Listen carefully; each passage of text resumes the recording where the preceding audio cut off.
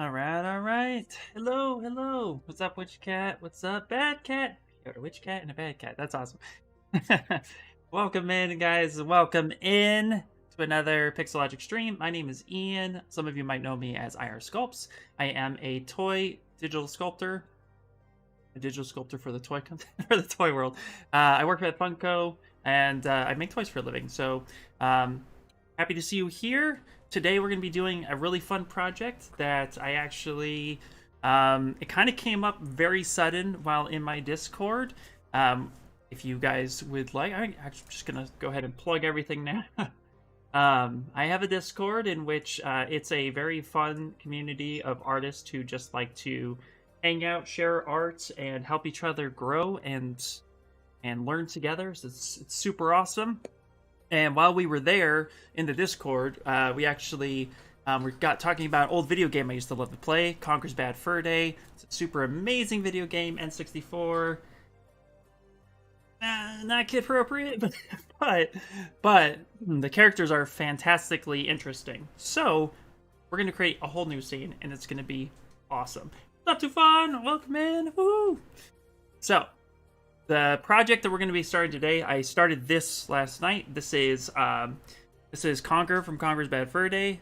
But about 4 years ago, I sculpted a boss called the Mighty Pooh Monster, and I want to re-sculpt something I've done before to see my improvement, to see my skill set. And I kind of preach that all the time, where I'm like, hey, you know what? Don't let old projects sit there and just rot away on your hard drive. Go back, revisit them, and try to improve upon them. So for this challenge that I've given myself, it's going to be making a whole scene as a digital collectible for a game-ready component, because I want to stick it in my VR headset and see it in my virtual home. So we're going to go all the way from a sculpt to essentially a game-ready asset, and it's going to be really awesome. And I've gone through this pipeline a few times, so we're going to continue going through it more. So please feel free to ask questions. There's going to be a lot of steps that are going to happen after ZBrush that I can't showcase here. But if you follow me on the Discord, you can follow along with the projects there, and also anywhere else. I'm on Twitter, Instagram, etc., etc. So yeah, cool game. I still have it. Heck yeah. Yep, I'm also sculpting a female, which I don't often do, so it's a challenge as well.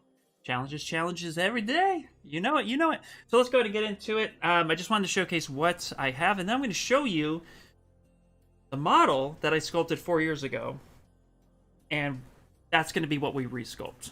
So, yeah, this is going to be fun. For those of you who've been following the crazy Muscle Mouse Demon Slayer piece, I still want to work on that, but I got to go where motivation kicks me right in the face, and this is definitely one of those things. My glove will not, like... I get my glove on. So, yeah. And we will be doing some retopology in ZBrush that will be ending up taking over to the final project. So, for those of you who are interested on whether or not you can retopologize in ZBrush, the answer is yes. And so we're going to end up covering that. So, let's go ahead and let me save out this real quick, because 4 years ago, I saved everything in project format, which is probably not the smartest way to do it. So, at least not the way I used to do it. Saving projects is awesome, but they get big really, really quickly. So, I found it here. Let's go ahead and go to File, Open. We're not going to save this project. I'm going to come up here and just kind of showcase where it's at. And this was the last file that I opened, so you guys get to see some old stuff, which will be fun. Yes, it is Conker. Good job. Okay, so first off, gotta love the. So this project I did about 4 years ago, and let's actually, before we just start sculpting, kind of like let's kind of showcase what it is and things I'd like to improve. So I'm gonna go to Z plugin. Subtool master, we're going to go to fill, and we're going to fill all the materials with a flat color, which for those of you who don't know, when you fill any subtool with a flat color, it removes that material, so that's a good way to get rid of it. So if you end up filling with all these materials, that's the best way to go. And we're also going to get rid of this color a little bit, so I'm going to go up to render, fade opacity. I'm just going to drop this down. So we're going to critique my work first, and then we're going to go ahead and start the process. So first things first, it's not terrible. It has the likeness of the character, which is good, but there are things that are really nasty and sloppy. For example, the topology is just Z-remeshed, which is not bad for something like this, but you can see it's really rough. I just threw a bunch of alpha slices all over him with really no direction. It's a poo monster, so anatomy doesn't really matter, but it's just rough. It's not really super clean, and it's not cleanliness. It doesn't have cleanliness. I can't speak today. But it's also like the way the hands are interacting. You can see the roughness of the nails. These are all like just stuff that I can improve on, that I clearly do better now than I did then. But what's important is just showcasing all these things that are just kind of out there. So let's take my epic pen and let's make some notes on what we want to see. Bring me some sweet corn. Yeah. I know, right, Casey? It's been 4 years. It's crazy. Yeah. What is going on, Blitz? Hey, welcome in. Edit mode. Oh my god, I saw Conquer in the thumbnail, and I was so excited about the Great Mighty Pumas. Yes! Awesome, cool. Looks similar to a Digimon, the one that looks like a lump of poop. Yep, I guess it would be. So first things first, let's call out some things we want to see that we improve upon from this sculpt to what we're going to do today. So first things first is I'm just going to go ahead and take my little pin here, and we're going to circle this area, and I'm going to note out that it has warbles, which is not good. We want to get rid of that. We want cleaner topology, so I'll just say topo at this point. We're going to definitely want to see better anatomy structure. And if I spell things wrong, don't mind me. Let's see here. Especially, we can notice too, right? Oh, that's yellow. It's not going to work out really good. You can really just see how, like, those warbles, that sweet corn, it shouldn't be this sketchy. You know, the eyes are fine. Actually, I like the eyes. Eyes are good. But you can just see it's really rough, especially with the mouth. We can see that it's kind of just rough right there. We could do a lot better of a job defining his mouth itself. And then also, too, we could do a better job just kind of bringing in some more natural clay textures instead of just relying on alpha. So this section right here, we want to improve on texturing. Now, because we're going to do game ready textures, what we want to basically do is decide how much sculptural texture we want to have towards the final model and how much we're going to depend upon normals or any type of, like, you know, no texturing when we do other things outside of that. So I'm probably going to go a lot more towards sculptural texture because it's what I love to do, and it's easy to bake that from low to high topology. I was mentioning the Great Mighty Pooh song in my 3D course, and needless to say, they were horrified.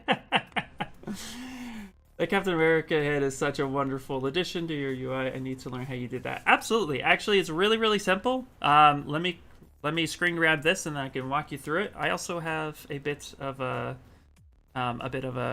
thing, a video I could show you. Is it laggy? Okay, so yeah, stream's a bit laggy. Let me check my settings real quick. I just upgraded my internet, so it should be better. But I'm showing all green on this side, so hopefully it's doing okay on your side. Sometimes it might be a little. You may need to refresh and try that, but let me know if it's laggy for anyone else. Seems fine. It's good for me. Seems fine. Okay, cool. Okay. So it might be you, sorry. Hey, Ian, sorry. I showed up a bit late. What are you referring to as warbles? Oh, great question. What I'm referring to, and we're going to look at the sweet corn for a second. is bumps and little inconsistencies within the material itself. You kind of, if you take a look at this right here, you just see all of these little imperfections. Let me see if I could turn on, maybe you can see it a little bit better. You just see a lot of random imperfections. This corn, because it's a stylized piece, should be a lot smoother. So we should be looking at something a little bit more smooth with the plane changes, a little bit more of a refinement, and not so rough. Like this transition from the lip to this corn, you see this nasty divot here? These are areas that eventually I will kind of go back in and clean up a little bit. Now, I'm not planning on cleaning up this sculpt. I'm planning on sculpting from scratch because I don't want to be influenced by any decisions I made 4 years ago, but I want to refer to this so that I have something to be like, ooh, this looks better or this looks worse. Let's fix that. So it's just checking yourself. I will be using this as a good platform of what I don't want to do, and I want to see what I can do now with this in mind. Just gonna be on my end then. Yeah. Okay, cool. No lag. And when actually do you use Dynamesh? What is the actual purpose? Seems I can't get it. George, not a problem. I use Dynamesh in my workflow when I am just concepting, sketching, or just building shapes. So I will typically, like for example, here, let's grab a sphere. Yeah, switch. Go ahead and clean this up for a second. I'm just going to grab a basic sphere just to give you a sense. Let's go ahead and polymesh 3D. So a lot of the geometry you bring in the beginning is going to be just some sort of controlled mesh. Most things aren't Dynamesh when you bring them in. The reason why I Dynamesh, or the reason why I suggest you to Dynamesh, is when you're just trying to find your shapes or build things together. It's what a lot of people use it for. So for me, for example, let's say I want to build like a torso, right? So what I will do is this is 8,000 active points, and I don't want to work with such high geometry in the beginning. I want something really, really small. So with Dynamesh, what I can do is I can come down here. Let's say we'll start at like 64, and it's allowing me to build on the fly, right? So let's come here. Let's put this back. So I'm able to, let's find this torso real fast. So we're going to pull this out. Kind of more of a head shape there. Let's go ahead and let's just make something really quickly. So you see as the geometry is stretching at this point, the more I'm moving it around. So the beauty part of Dynamesh is when I'm sketching like this, and I want to be able to control my mesh, what I can do is just bring up the mask tool and then just rebuild that geometry on the fly. So see here, it's really kind of has a lot of imperfection and stretching. I can control swipe that and it rebuilds to that resolution I have set on the side. And it helps control the mesh a little bit. So then as I work through, I kind of just get my shapes put in place, right? Find the pectorals, and just quickly define some abs real fast. This just helps me get shapes I need quickly and ideas out before I commit to anything. Now, once I'm satisfied, let's say this is a healthy looking torso. For the sake of argument, we'll just say this is what we're after. Those pecs are really low. Okay. Anyway, so let's say I'm here and I'm satisfied and I want to start detailing. That's where I will leave Dynamesh and I will retopologize.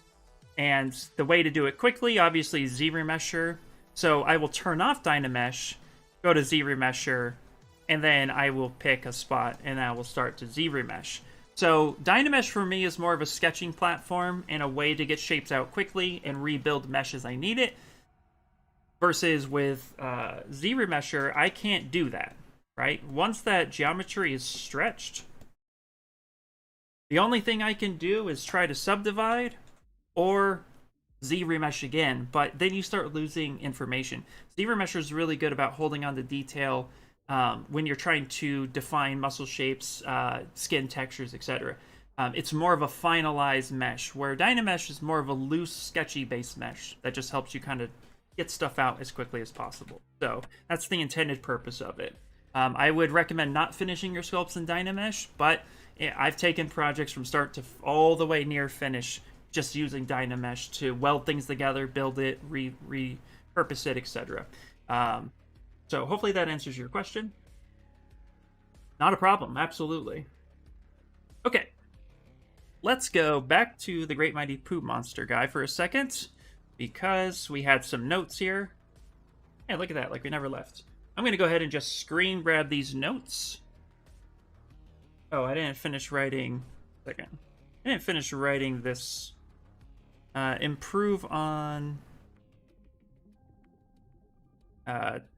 textures. Apparently I didn't write that part down. Improve on textures and detail. And details. There we go. Wow, that's like the worst writing ever. Aha! Not a doctor. Okay, so that's what we want to go for. So I'm going to go ahead and screen grab this real quick. And these are going to be my notes. It's always good to have some sort of self-check. So we're going to take this, and I have this called the Resculpt project. And we're going to call this Mighty Pooh Monster. Okay. With that being said, let's start a whole new thing. So I'm going to go ahead and just load a new tool, and we're going to refer back to this. Oh, real quick, with the Captain America, somebody had a question about how I got that up there. I'll show you real fast with this. All you have to do is, when you're satisfied with what you want to be in your screen, so let's say I want this to be my cam view, which is what that's called for anybody who's wondering. What you do is, if everything is in basics in separate subtools, just go to geometry and go to subtool and go to merge visible. So it creates a subtool all by itself. And what you're going to want to do is send this to the center of the world. So I like to turn off symmetry and send this home. Make sure that it is where I need it to be. And then what I like to do as well is go to my background and make this true black. And the reason for that is ZBrush showcases, ZBrush ignores the color black and treats it as a transparent background. So that's why we'd want to do that. And then I'm going to hit F to frame it perfectly center. From here, I'm just going to go to Preference, Cam View, and I'm going to say Make Cam View. And it's going to go through and it's going to make that cam view. Just like that. And I'm going to check it by taking my color, going back to my document, color background, and I'm just going to pick a color. And you can see it's working. So go up to Preference. I can scale that up or have it smaller. Depends to you. But 250 is the max size. That's pretty massive. When I'm satisfied with this, you need to go up and you need to actually store your configuration at that point. It also helps to save the UI so that it installs with the UI. So when you bring that in and save it, it'll forever be there. And that's pretty much it. So that's preferences, cam view. And then if you want to change it and you have other ones built in the same list, then you can go over next.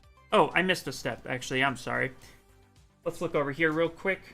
If you look to the left side, it generates a texture, and you're going to want to save this texture. Sorry, I missed a step. I'm going to send you a video real quick on how to do it on my YouTube channel, and that way you can always do it whenever you need to. So let me pull that up for you real quick.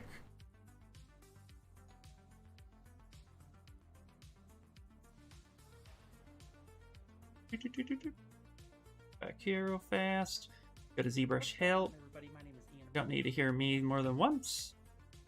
And Cam View. So we'll go ahead and copy that. And I'll paste it right here. Boom. So there you go. So yeah, just take that, follow the instructions. It's really simple and it's a lot of fun. Especially since it's It's a good way to like look at your work, but also just have something fun next to it. So let's go ahead. There you go. Perfect. Let's see here. Have a question. How I may create model with accurate sizes for print? Eric, that's a great question.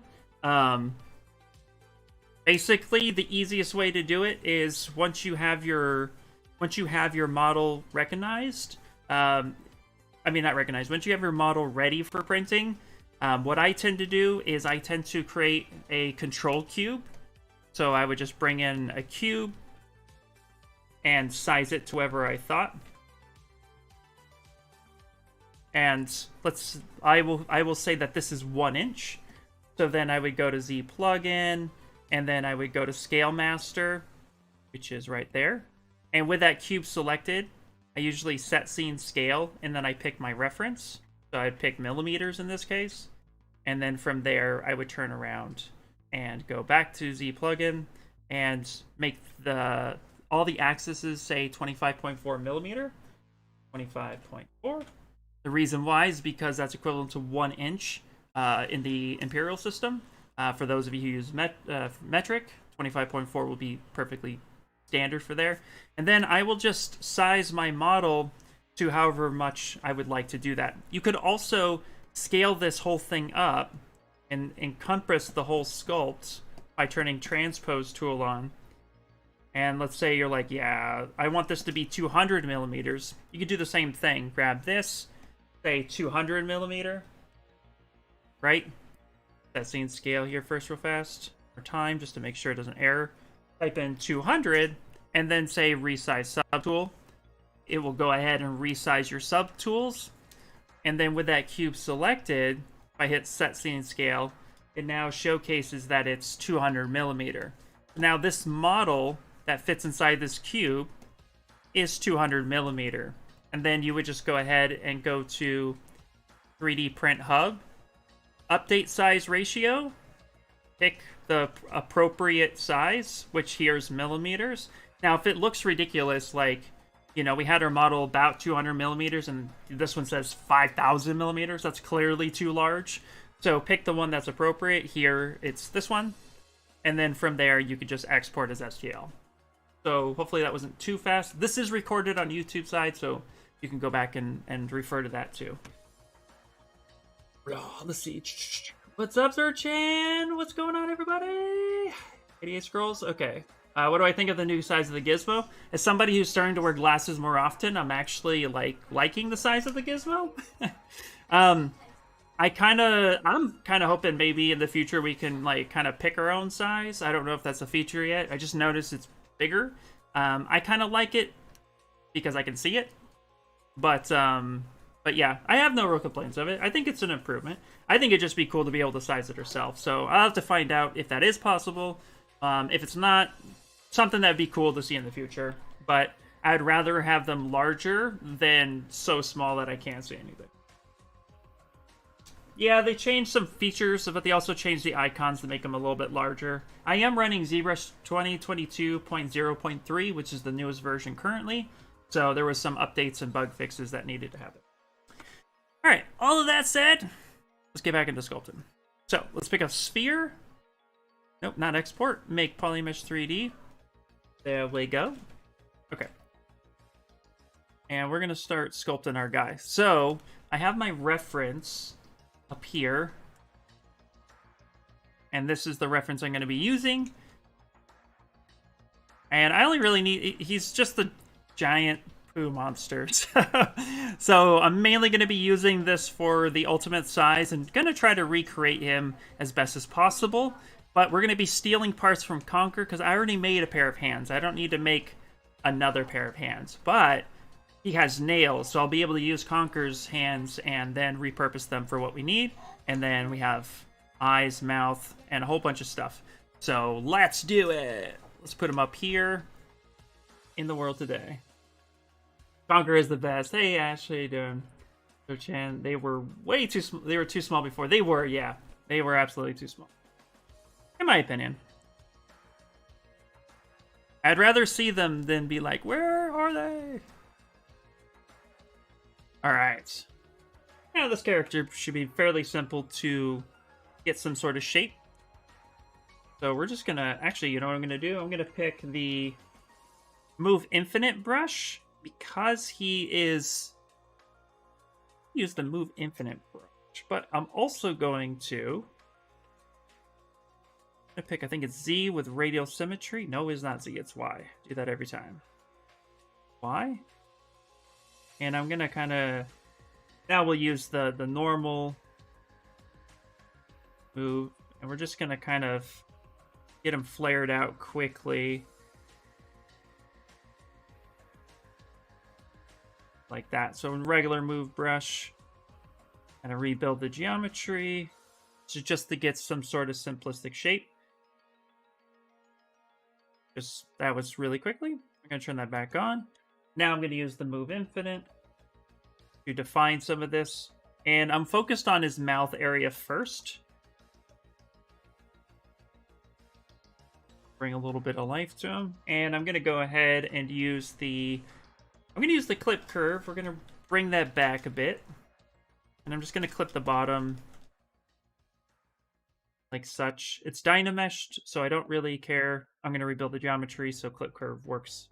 Now what we're going to do is hold control, drag this straight up, and we're going to focus on his head. So we're just going to scale that down. Start defining his head shape.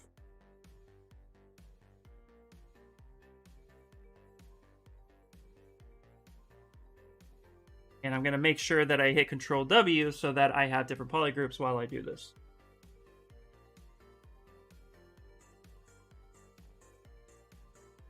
Yeah, I can definitely take a look at your portfolio.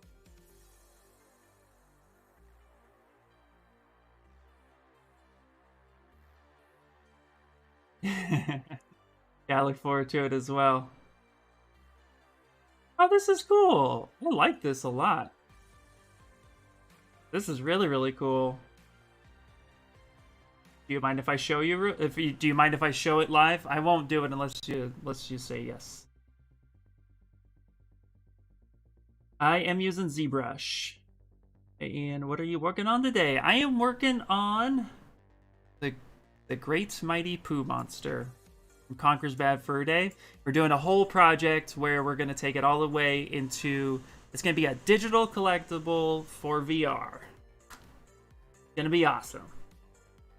ZBrush! You know what, I'm just going to stick him over here in the corner. So, for my reference, I use PureRef. For those of you who are not familiar with it, PureRef is an amazing thing. I'm going to make sure that I go to my mode and say always on top, so that way you guys can just kind of see what I'm working on. And I can also just refer to it always. So instead of constantly grabbing and masking it out and switching it back and forth, I'm going to use topological because it's just easier to get forms quicker. So under brush auto masking, topological, and that's just going to help me get my shapes a lot better.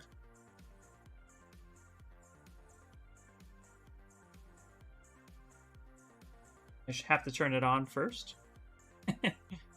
Here we go.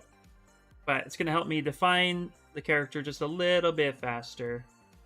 And what we will do is go to Dynamesh and turn on groups. That way when I retopologize it, it will rebuild without causing too many issues. Hopefully that's the case. We're going to push that back and get a place for the eyes. Yes. Okay, cool. Just wanted to make sure. I try not to showcase any work, but this is Ash's Conquer and Grunt. This looks awesome. Really clean. I really like what you've done by showing the topology. That looks really good. I also like how you have turntables that are embedded, which is nice.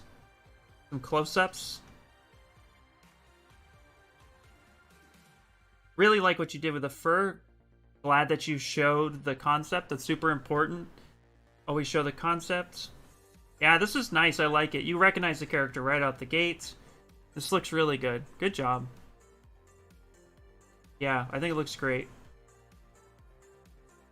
You could even show the guns too as their own individually, and you can also show the texture maps as well if you wanted to take it to the next step, which I recommend doing, just so like people can see the texture maps and stuff, how they look. But other than that, no, this looks great. Great job. I like it. Oh, you're gonna make me sign in? Okay, I will go like it on my other account.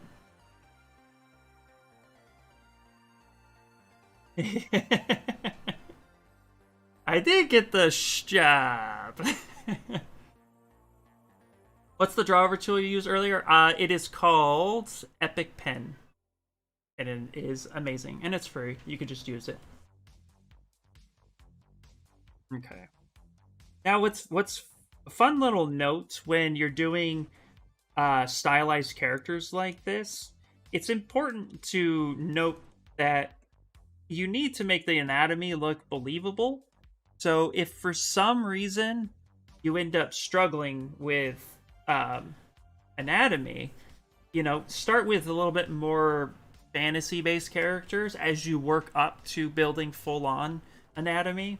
And it's kind of nice because you can kind of hide some mistakes in the beginning, but as you're learning anatomy, you'll start noticing those what you'll need to correct faster when you're like, oh, Slimer's arm looks weird. It shouldn't look like that. And it's how I learned, and it's a really just good little step to kind of work your way up. So, little thought. Oh, I'm loading Conquer. So we're gonna go ahead and load Conquer real quick. And perfect, his hands are already selected. So I'm gonna go ahead and copy these. Boop. And then I'm gonna come over to the Great Mighty Pooh monster. I'm also going to duplicate this. And I'm going to take this first one, and what I'm going to do is the first subtool of your project is always going to be the name of your ZTL, just so you know. So I like to go to initialize and just set it as a Q-cube, and just bury that deep. And then I unhide that. I mean, I hide that, and then I go save as. And we name this the Mighty Pooh Boss Blockout 01. And this way, now we can see the blockout happen in real time. I'm going to go ahead and paste these hands. And we're going to scale these up. So let's turn on local symmetry so we get a good idea of what that is. These hands are going to help with my proportions. And we're going to end up T-posing him. Maybe let's do a little bit more of an A pose. Actually, he's pretty large. So let's do T-pose. It'll be a little bit easier to work with. And I'm going to go ahead and delete hidden. I'm going to separate. Let's go auto groups. Mirror and weld to keep the polygroups the same. And then I'm going to grab his arms and I'm going to split hidden. That way I can control the arms and build up the arm anatomy in one fell swoop. We'll blow this up. Stick this here. Now what I like to do with my arms is I like to give them a little bit of a bend. So we'll find where the shoulders should be. Somewhere right around there. Let me fix this a bit more. This. I'm going to pivot this around like such. Push it out just a bit more. Now I'm going to kind of mask this area and then I'm going to bend it. And I just like bending the arm just a little bit. It makes the character just a little bit more believable. Now we'll rebuild that here in a second. Right now we're just doing placement. Just like such. Imagine the smell. I know, right? That's a good looking Conquer. Ah, thanks, Will. Appreciate it. Yeah. Very pungent right there. Absolutely, right? What is the theme you have on Windows? Oh, wait. You mean my background that I have on Windows? It's actually I'm learning Japanese. Very slowly, but I am learning it. That's all that matters, right? So if that's what you meant. Where did my ZBrush go? Oh no, did I lose it? Where are you at? No! Okay, I'm gonna note that. I minimized ZBrush and now I can't find it. I'm going to close that. And let's reopen it. Boom! First crash of the stream!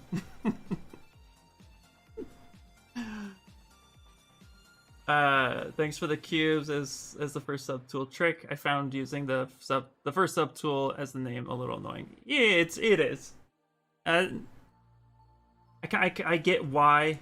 I kind of get why it is, but yeah, I agree. Yeah. Okay, let's go ahead and repeat stuff. Oh yeah, it's no, you're fine. It is Windows 11 actually. But yeah, it's just the wallpaper. Okay, I need to copy that. Let's put him back. You know what we're gonna do here, just for funsies? We're just gonna go ahead and put Conquer right there. You can stare at us while we do stuff. Okay, I'm also gonna start naming stuff. Naming is super important. So we're gonna go Mighty Poo Body. And I'm just gonna label that under I, and then I'm gonna paste these. I'm gonna paste the hands up a little bit. We're gonna go local sim, blow that up again, and now we're gonna call these hands, Mighty Poo hands. Hi. Now, if you're wondering about the naming convention real quick, so I labeled that Mighty Poo Hands I. So when you're going to eventually take something out of ZBrush, your high res, and you're going to bake it to a low version, you want to have a good naming convention so that whatever software you use to bake your high maps to your low topology is actually going to give you a good hierarchy so that it knows what subtool goes where. Really important. So for anybody who's having issues with baking high topology to low res, that might be somewhere that check your naming convention, make sure that it's properly named, because eventually I'll have a low topology version and that'll say Mighty Poo Hands low, and then those will be next to each other in the hierarchy when you go to bake. So it's important to check the naming convention when possible. And let's go ahead and leave this here. Okay, same thing, so we need to repeat that. Let's go to polygroups, auto groups, mirror and welded.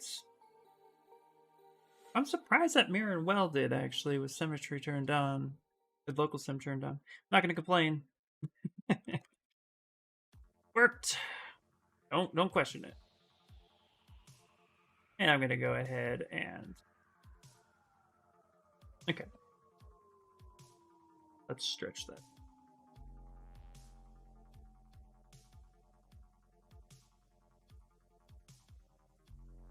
Go ahead and mask this off, and then we'll save it one more.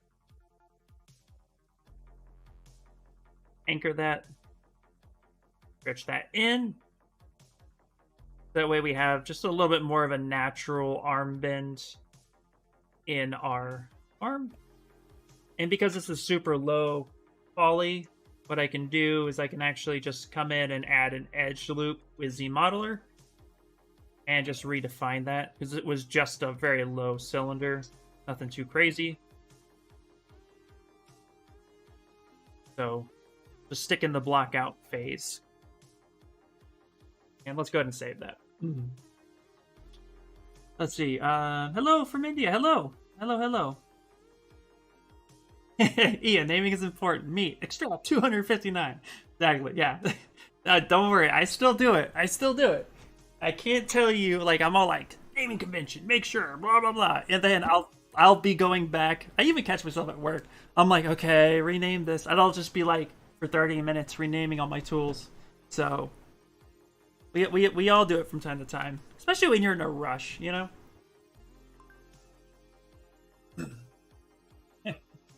Looks like a nose from a bird's eye view. Kind of is right now, yeah. Okay, so we have this very basic shape, and now we're going to go ahead and kind of define his mouth a bit because, you know, he's just literally a mouth and eyes. And let's go back. We had to reboot ZBrush for my own issues, but let's come here real quick, propagate that section a little bit more. And I'm going to push in where those eyes should be just a little bit more. So we're going to give them some orbital cavities where that should be. And eventually we'll scale this appropriately to the character of Conquer once we get what we like. So we'll deal with that right now. Let's go ahead and turn off groups, and we're going to Dynamesh it together. Now that we got our base shape. And what I'm going to do now is just use the mask. I'm just going to mask out a basic mouth shape.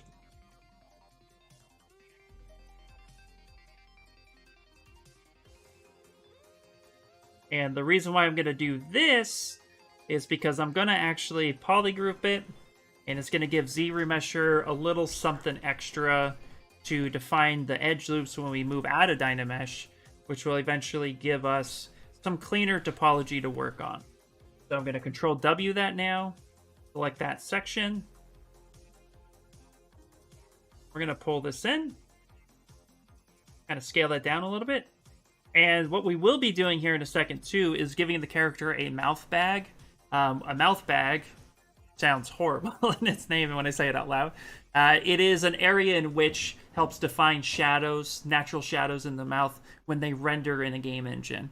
If there's no hole down there, basically a throat, if there's no cavity for a throat in space, then the shadows don't look right. But as soon as you add that, it gives that really nice shadow that defines it and makes it seem like there's more there than there is. So it's a little cool trick. So we're going to go ahead and find that here in a second. But he has such a large mouth that we can just focus on getting the basic shape here first.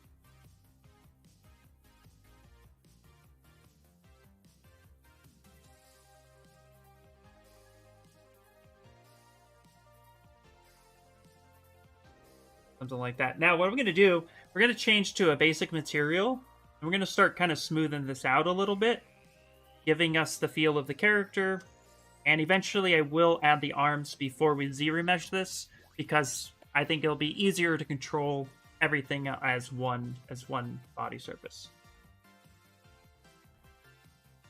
So we're going to go ahead and start giving them a little bit more love right here.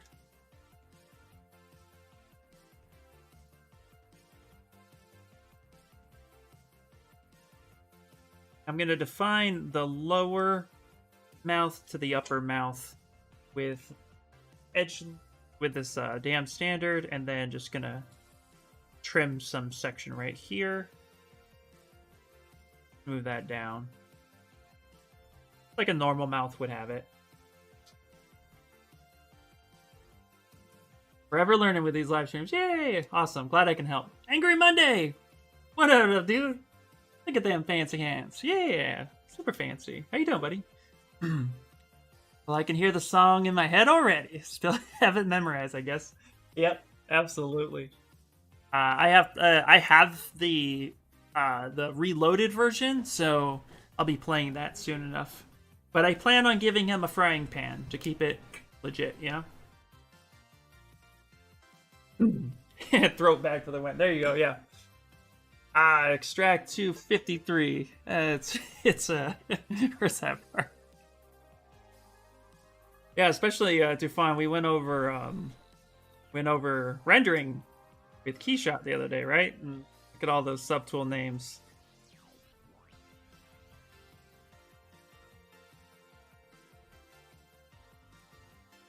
It's funny, yeah. Naming convention is something that I think is really helpful. I try to fall on that sword a lot. Okay. Before we get too far ahead of ourselves, you notice here I'm just kind of defining the head a bit. We're going to add the arms in and get the shoulder placement before we go too far with detailing stuff. Get those eyebrows built in. Yep, extract 256. I was waiting right in there. That's funny. Okay. So let's go ahead and now unsolo for a second. And now we're going to get the shoulder placement. Now, shoulders in real life, you know, they're sockets. They're ball sockets, essentially.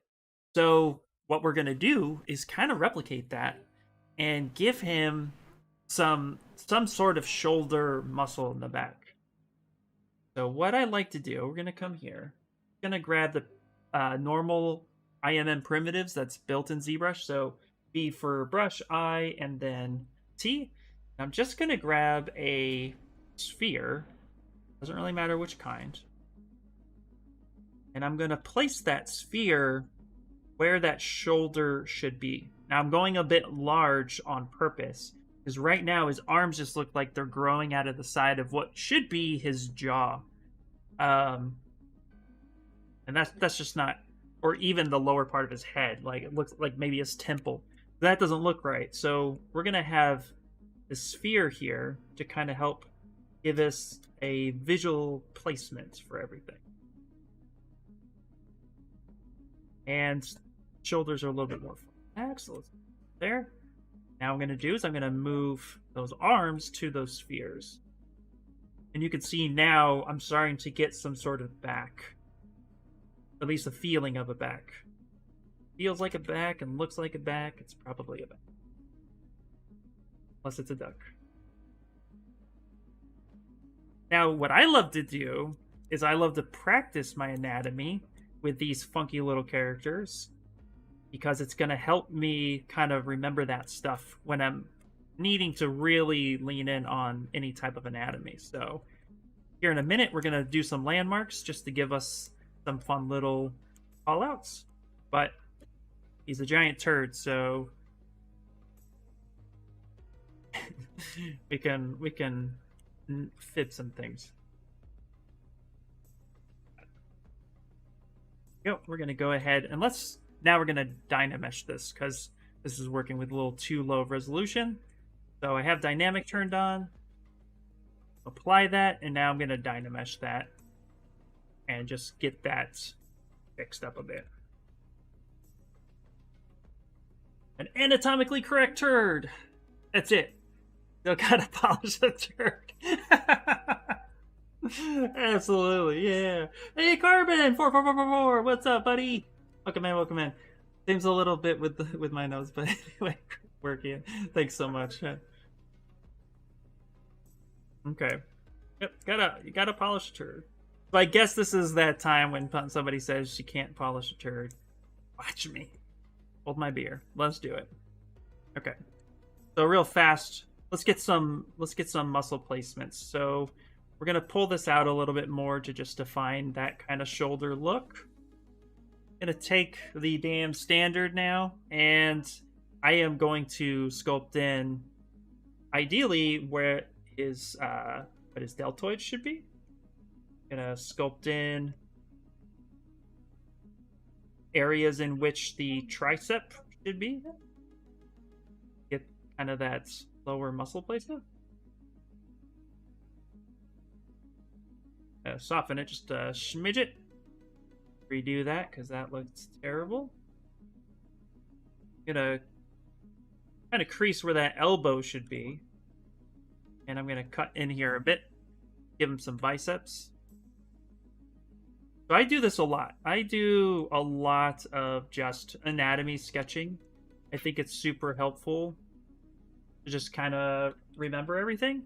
But you know, the more we do things, the better off you retain that information.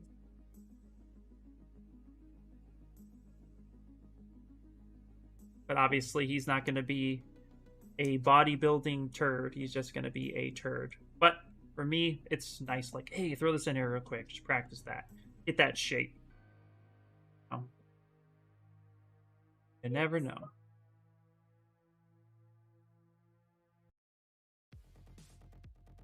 That in there. Yeah, it's really, really, really crappy, isn't it? Okay.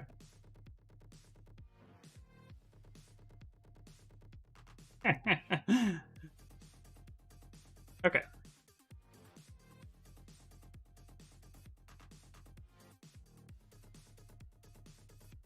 Now we're just gonna kind of quickly refine this just a little bit, but we're not gonna spend all day on it. Also, the color's a little weird, so fill that object with white. There we go.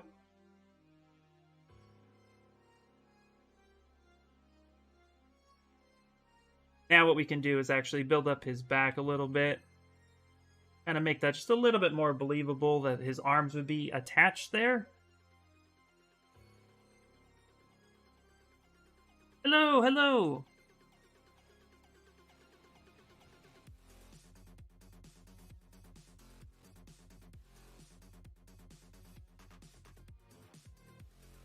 Now we can't really see the back of his head too much, so we get to make some stuff up. Hey, what's happening, Slowbee? I'm doing good. I like your teaching, ZBrush. Oh, thanks. Yeah, I love just trying to get the information out as I understand it. You're totally welcome. Hello, 31313. Welcome in, welcome in. Okay.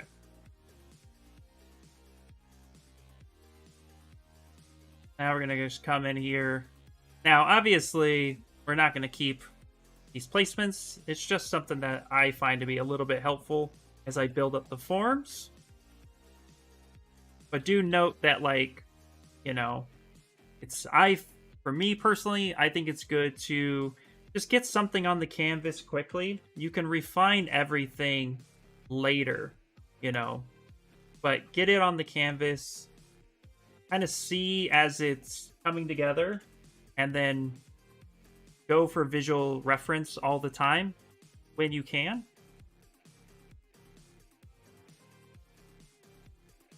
It'll make things a little bit easier.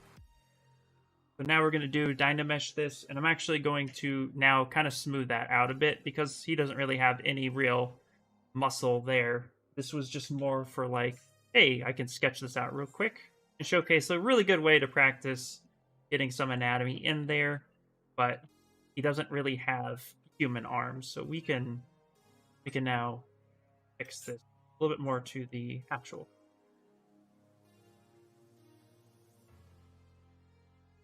Get these hands over here. We'll start welding this together and finalizing it to have what we need. And like I said earlier, we're going to get this kind of a little bit more T-posed instead of A-pose. That's just a personal preference at the moment.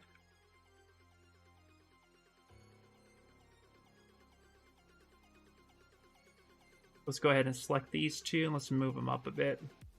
Even rotate it a bit more. There we go. It'll just be easier to retopologize under his arms this way. So we'll weld that stuff together.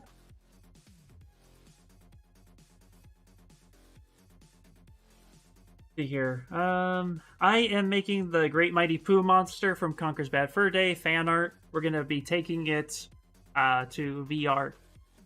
It'll be like a digital collectible, in a sense. It won't be animated, but it'll be like a collectible, but in the digital world. It's not my favorite model you've done, but it's number 2.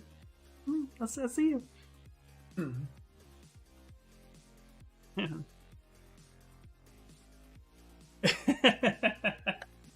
Theon's dude is on fire. I love it. Okay, his forearm is a little busted, so let's fix that real quick. I'm gonna soften that mask a bit.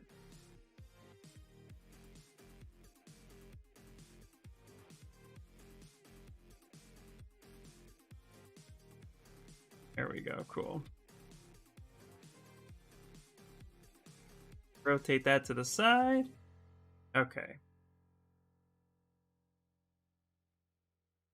And what I like to do, this is just me probably, but I like to kind of bend the arms or the hands down a little bit. I like to kind of have them like down. I don't know why. I just do. So typically I'll just go boop. Place that there. Touch. Connect that wrist. So I just get a nice little plane change there.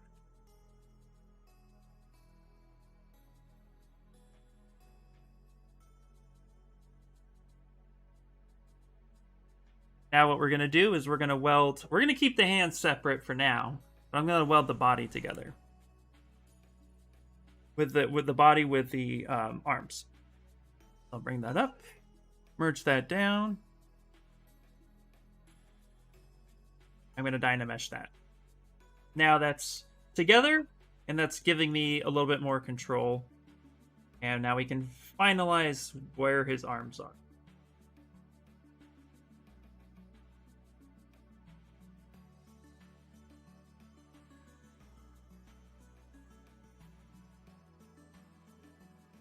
Now, let's get some eyes in here. So I'm going to bring back up the IMM primitives and sphere number 32. I love it because you have poles already there for your eyes, which is really important when you're dealing with, if you eventually animate your characters, the poles forward usually is, in my experience, that's the best position for it, and it just kind of helps you see where the character's looking. So definitely a good little tidbit. And I'm going to split unmasked points, and now we're going to rename those the Might-Poo eyes. Call that high. Oop. Go. Now we can go ahead and get these in his head. Set that. Let's have his eyes look out a little bit so he doesn't look cross-eyed, which he currently does. Rotate those, and let's kind of push those in. Now we can focus on building his eyeballs. Now, typically, I will leave the eyes as a sphere. I won't, unless the eyes call for it, like Conker's kind of called for it. They're elongated. If the eyes look to be mostly round, I will leave them as spheres. I try not to change the eye unless the character calls for it. We'll pull this in. There we go. And actually, I'm going to hit D for dynamic so I can kind of just see where that's at. Come back here. And we'll go back to clay. Let's save it real fast. There we go. I think we can get this character mostly done. I think we can get him mostly done today.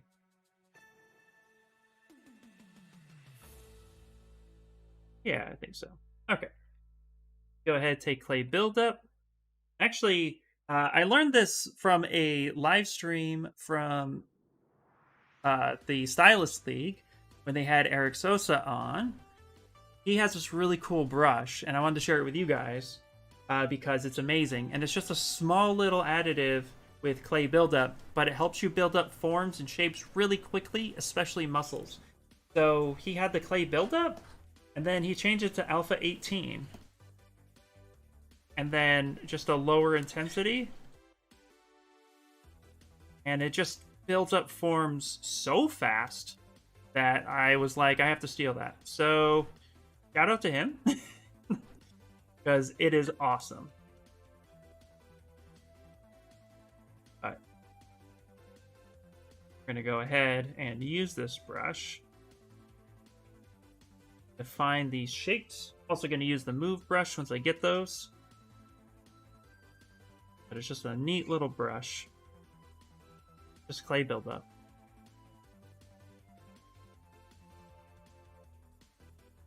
I'm also working with a low resolution, so I can control how much I build up really quickly.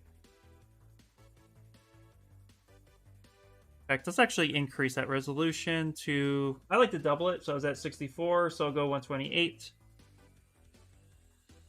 Still pretty low, but I can start seeing some definition. Oh, that's a great question. So the underscore high name. So what that is these will be the subtools that will be the high poly version of my final character. Because I'm going to be creating a UV map, a texture map. I'm going to be working with a game ready asset. Game ready assets are typically very low poly. So think of it as like, you know, it's going to hold and cage all of the high details, but it's going to be low enough for game engines to run it with ease, because a lot of times a character can be up into the 30, 40 million poly counts, and the game engine can handle 200,000 polys instead. So that's a huge difference. So when you're going to set up for what's called baking, which is you take your high topology and you bake it to your low topology, meaning you're taking all the details from the high and sending them to the low, you need to have a good naming convention for the baker that you use to understand what you're projecting to. So if you have like Mighty Pooh Hands underscore high, then I have a low version and I name it the same thing, Mighty Pooh Hands underscore low, then the software will have a much easier time identifying the correct asset, because the name will be the same. It's just one will be high, one will be low. It's also a lot easier for you, the artist, when you start getting tons of subtools, to have an easier way of seeing stuff quickly. So it's a good naming convention just to have in general, but it's also really convenient and good when you're trying to bake in other programs.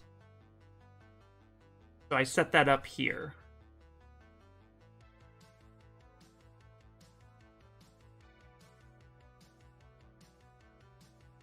So I'm going to showcase all of the stuff I can showcase here on ZBrush's side.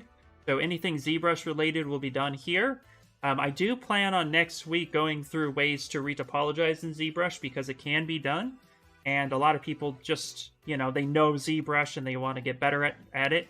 So I will showcase some retopology tricks in ZBrush next week.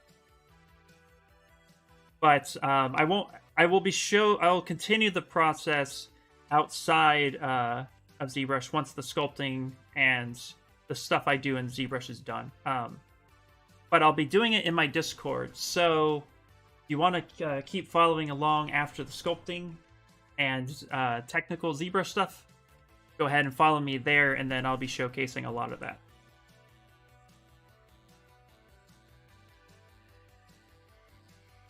I'm going to move his eyes closer together. I'm going to scale him down a little bit, because we have his head way too wide. So we need to send this in the middle, kind of scale this down. This is why you have your concept up at all times. So if you have a Discord, you could just go ahead and click the link. Scroll here to the link tree at the bottom, click Discord, and it'll send you a invite to my Discord that then you can just jump on in. Discord is free, so you can just download it if you don't have an account.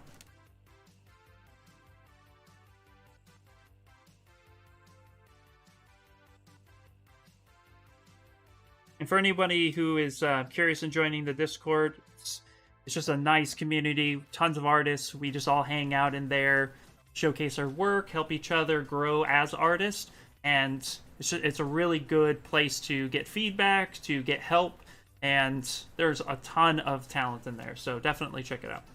Cool. Then yeah, click the link I dropped below. I dropped above, and then that will be it. Love to see you in there.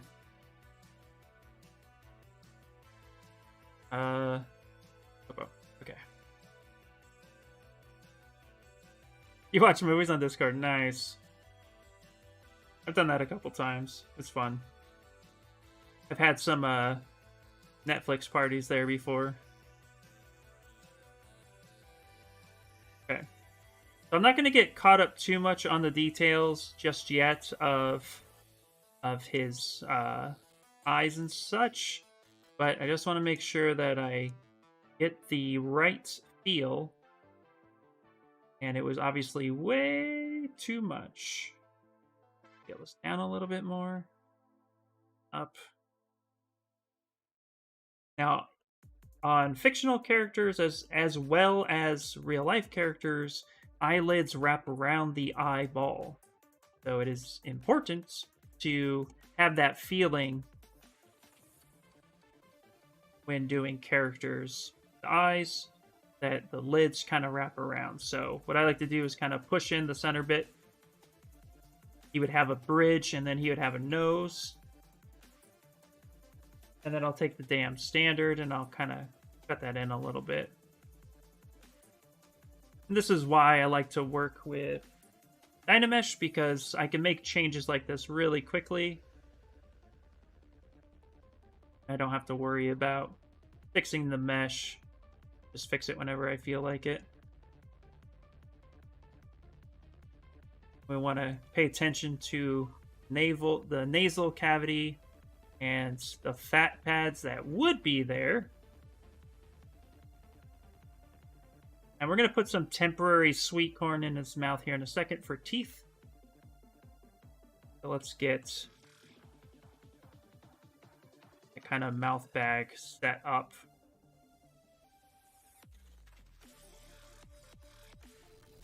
I'm just kind of carving a hole, rebuilding.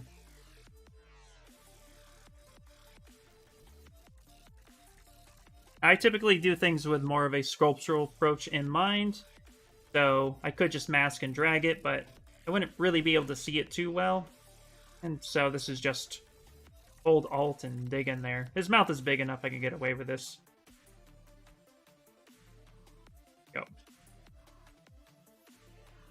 Yay! And confirm. Join the community. Yay, sweet.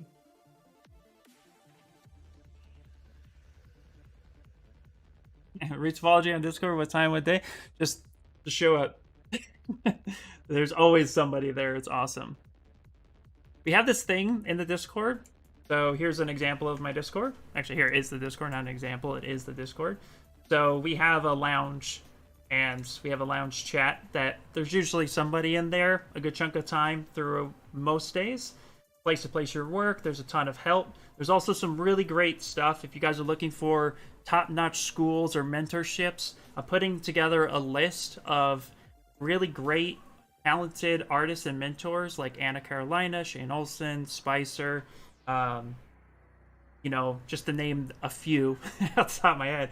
And I'm going to have links to all of that stuff. So the Discord that's being built, the IR Sculpts Discord, is really a place that, especially if you're new to the artist community and you're like, I have no idea where anything is, come join the community. It's totally free. Just stop in. There's always somebody there to help, but we can get you the resources and point you in a good direction on how to get started. And especially if you're new, it's very, very beginner friendly. So come on in, say hi, share your work. And if you're really good at like what you do and stuff, and you want to share your own tips and tricks, more than welcome to. The more the merrier. It's just one giant community to help each other grow. Love it. I'll see here. Instead of putting it in a bowl, you should model three-legged stool for him. The way he would be. Stool for him. That way he'd be a stool sample. I love the dad jokes. They're awesome. They're so good.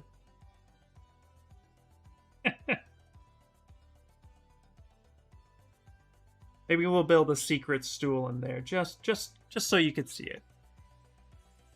Okay. Now, what I'm gonna do here real quick is we're going to add another sphere right in the middle, and I'm going to separate this unmasked, and this is where my lack of anatomy name is, but that little floaty thing in the back of your neck that makes you gag. You know what I'm talking about, the hangy bit. That's what we're gonna sculpt. I'm gonna sculpt that as a separate piece first before merging it. You know, the hangy bits. Yeah, that's the technical term now. We're gonna stick with it. So I'm gonna actually kind of get a elongated shape. Kind of drop that down. And what I'm gonna do is just come on up top, and we're just gonna kind of mask. Yep, wrong one. Mask pen. There we go. We're just gonna drag that straight up and then Dynamesh it like a boss. That might be a little too low. We could Dynamesh that a little higher. And then I'm gonna take the inflate or inflat, whatever it's called, and we're just gonna put that right there. That is that little bit.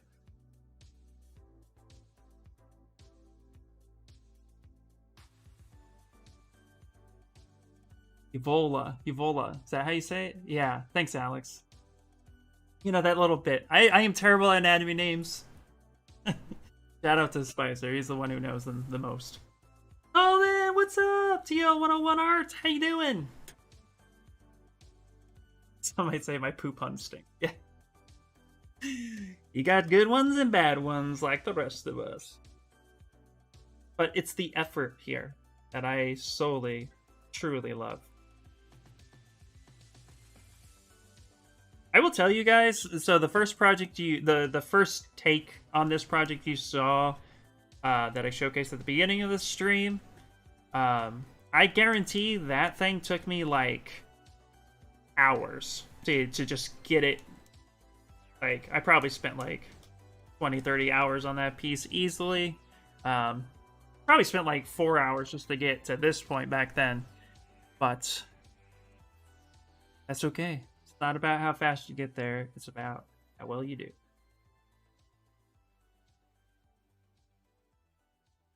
So we're gonna go ahead and make some sweet corn teeth, and we're just literally going to, actually, you know what we're gonna do? I'm gonna tell you what we're gonna do. We're going to just go utilize QCube that like this, because I want the super simple geometry. Doesn't need to be anything more than that. I'm gonna go ahead and squeeze that bad boy down like that. Squeeze that there. And one side is thicker than the other. I'm gonna go ahead and kind of taper this up a little bit. And now I'm just gonna add some quick edge loops to give me some roundness to the sweet corn. Turn on symmetry, just like that, literally. Easy peasy. This way we can work with a really simple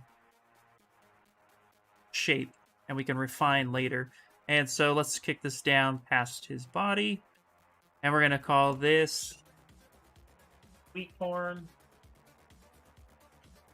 teeth eye. Alright. And now we can go ahead and start placing that in our respective areas. Start embedding this. And it's going to be really simple because there's just going to be these teeth. Just going to hold control, start placing them randomly in his head where I think it makes the most sense.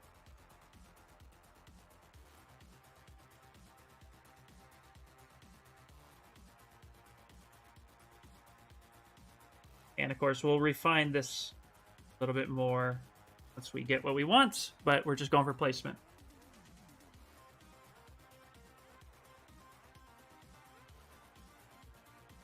You learned that from Kenan and Kel. Viola. That's funny. Hey, no worries. Let's see. Yeah, at first it was very difficult and takes a lot of time. Absolutely, yep.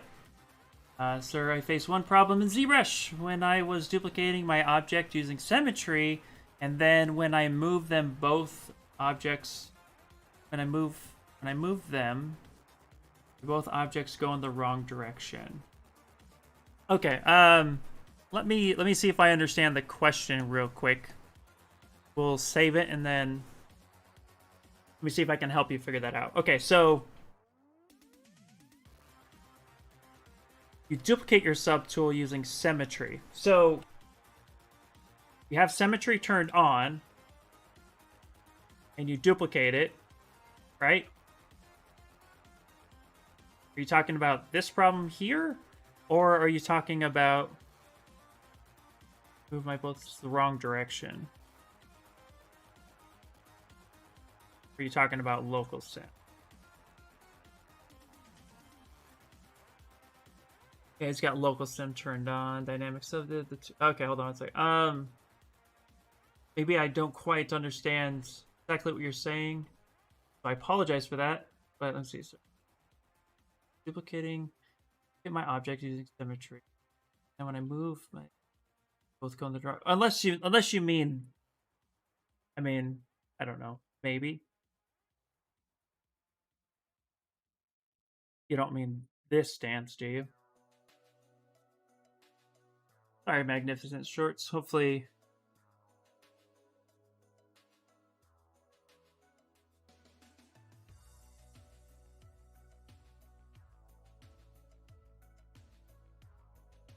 But yeah, if you have local sim turned on, while we hopefully wait for that, if you duplicate, so let's mirror and weld real quick, and then you have local sim turned on, and you were to do something like mirror and weld, that's going to mirror and weld to that object on the symmetry side. But if it's not truly center or it's not truly symmetrical, and you don't have symmetry turned on, so if you duplicate, but you don't have symmetry turned on, it's going to give you this noise. If you have symmetry turned on, it should propagate easily, even with local sim turned on. You should be able to get it to move the way you want. So maybe I just don't understand. If you could take a screen, if you're in my Discord and you take a screen grab, somebody will definitely help you out with that. Sorry.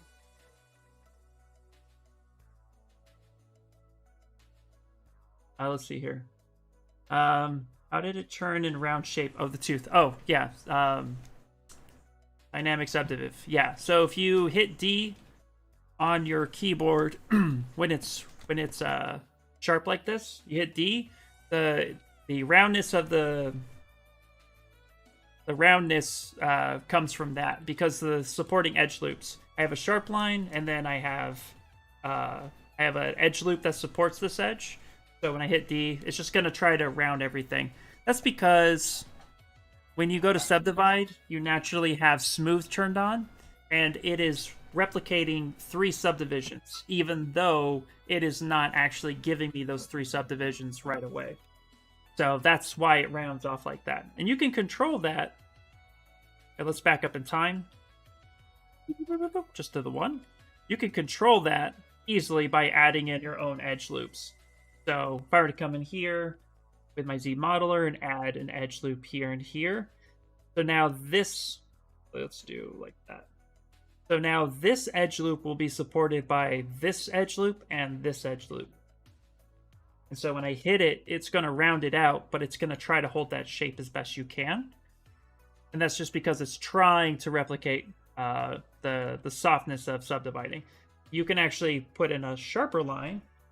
You'll notice that this is much sharper here, but it's super round over here. So it's just those edge loops. How that works. Actually, I did like it like that, so let's go there.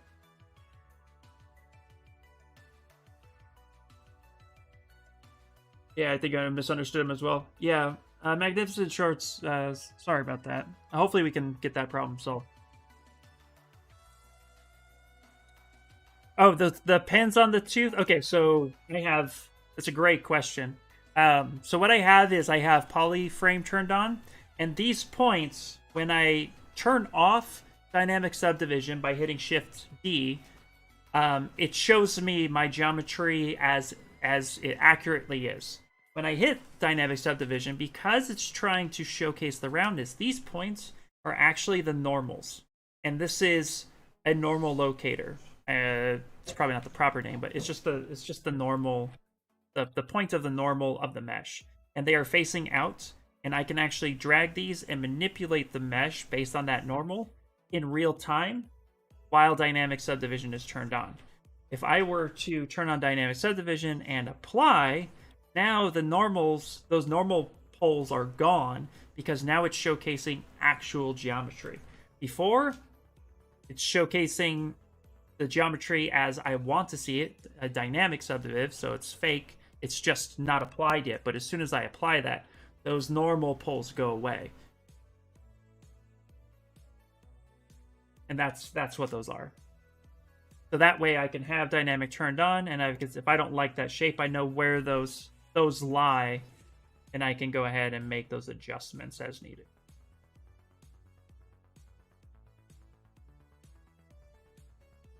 Great question. I love it.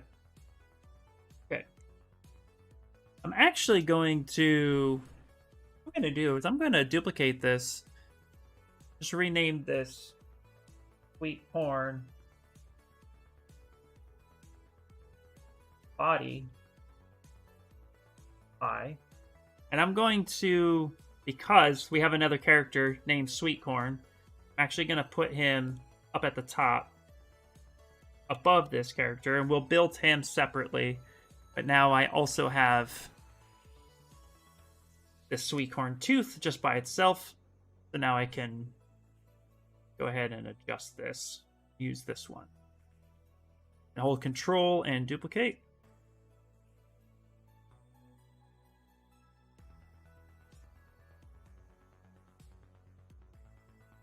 Touch.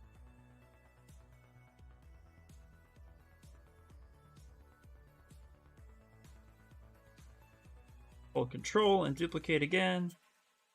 We're going to do this a few times. Tooth a little smaller. I'm going to place this here. So I'm actually going to give him a little bit wider of a mouth. Now I'm going to go ahead and turn on polygroups and go auto groups. I'm going to make here. I'm going to control drag. And let's get this repeated.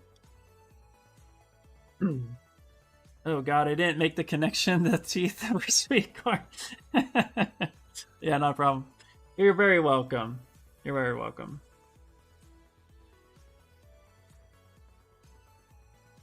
Yeah, in the game, you see the sweet corn get picked up in his hand and then stuck in his mouth. Oh god, it's so...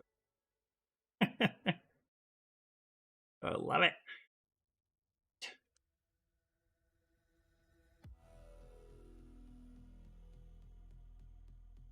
We still need to define his lips and stuff, so we're going to be just kind of like placing this here as a placeholder.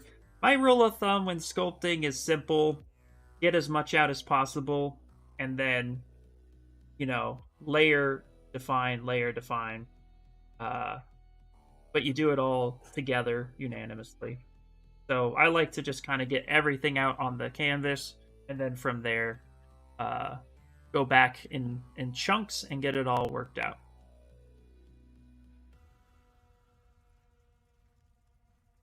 Come back now to his mouth. And I'm going to keep his mouth mostly symmetrical for the time being.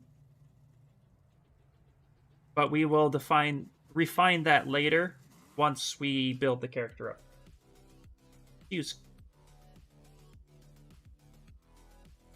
Gonna use clay buildup for this.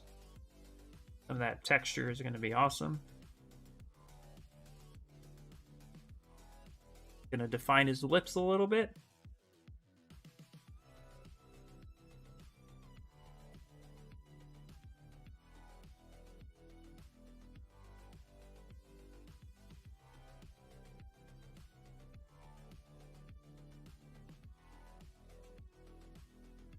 Character like this is super fun because I get to make a giant mouth, so you get to practice a little bit of mouth anatomy.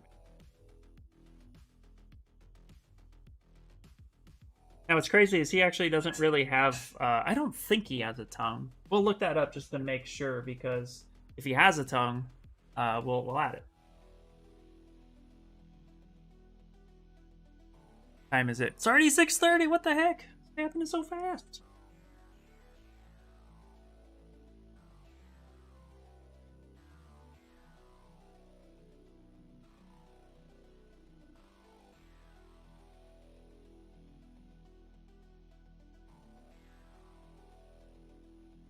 Now, because this game is already made, this is what's cool about this is I'm kind of just making this my own little like my take on it. So I'm using this concept loosely. I'm not going true one for one this time around because it's just kind of like my little fan art piece. But at the same time, making it your own is just a lot of fun.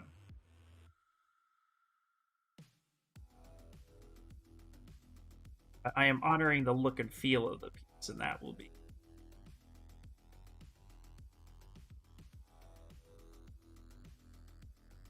You can see here, like, that definition of that arm helped me define his armpit a little bit easier. All that good stuff. When you place teeth in upper jaw and lower jaw, do you place them in the same position? Wait, do you place them in the same position, or how? When a character opens and closes by its mouth, they won't touch each other. It's a super great question. So a character like this has really it's like defying reality, but what we want to keep in mind is what kind of bite do they have? Do they have an overbite? Do they have an underbite? A character like this has such a huge gaping mouth, and I think even in the concept, you can kind of see. Here, let's blow this concept up a little bit. Concept with a mouth relatively closed, you can see here that the lower teeth are kind of like outwards, and it's almost like his upper teeth go inward. So a way we can do is we try to keep that in mind, and that's a great question. But you're going to try to keep this in mind, especially if the character gets animated. For me, in this instance, because the character doesn't really matter, because the teeth are just pieces of sweet corn, and you're not really going to see his mouth fully closed. It's just going to be half open all the time. We can kind of get away with just picking a direction, sticking with it. Here, what I would do, or what I'm going to be doing, is I will be sticking his teeth out a little bit more. But in my mind, he has a nasty, I think it's an underbite, where his upper, or is it overbite? Oh my gosh. Where the upper lip goes into the mouth. That's how I perceive it. So I'll be sticking the teeth more out here, and then if he were to close his mouth,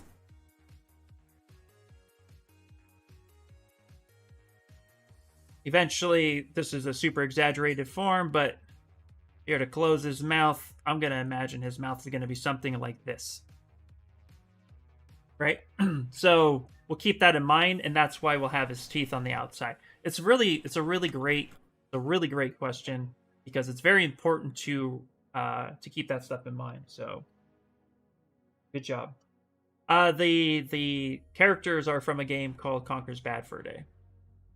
And yes, I will eventually make them printable. I have the Demon Slayer piece printed for the most part, but there's some changes I want to make. Do you guys want to see that? I'll go get it. It's right over there.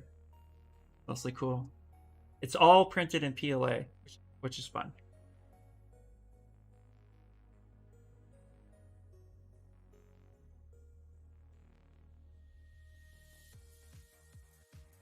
I always have a problem placing teeth. Yeah, just even with a realistic character, what you want to do is figure out how that anatomy works. So take a human skull, for example. Let's save it real quick. Oh, shoot. Let's save it real quick. And then I'll go get the print. Even with a human skull, if we were to pick up, we go to projects. Move this out the way for a second. We go to tool, and then we have this Ryan Kingsley anatomy model. Okay, move this here. Let's go to solo. We look at a real skeleton. Typically, the skeleton is designed to close with the teeth touching each other, right? But this rarely is the case for a lot of people. A lot of people, at least people I've met, can't speak for everyone. Oops. I'll close that down. Um, just for a second. Oh my gosh. Have it. Okay. So a lot of times the lower jaw is here. We'll just do this for exaggerate. The way that some people have their teeth, they'll have like a little bit of a underbite or overbite. So that's the character defining feature. So it's super important to know how they fit. But even in a real, with humans, our teeth are meant to kind of touch each other. So by following that rule, depending on where you place the jaw, can really define a character. So it's a great question, and I just want to reiterate, just kind of take anatomy into consideration when designing. But a character like this giant poop monster, this is where you get to break the rules just a little bit, have some fun. Here, let's go get the print. 1 second.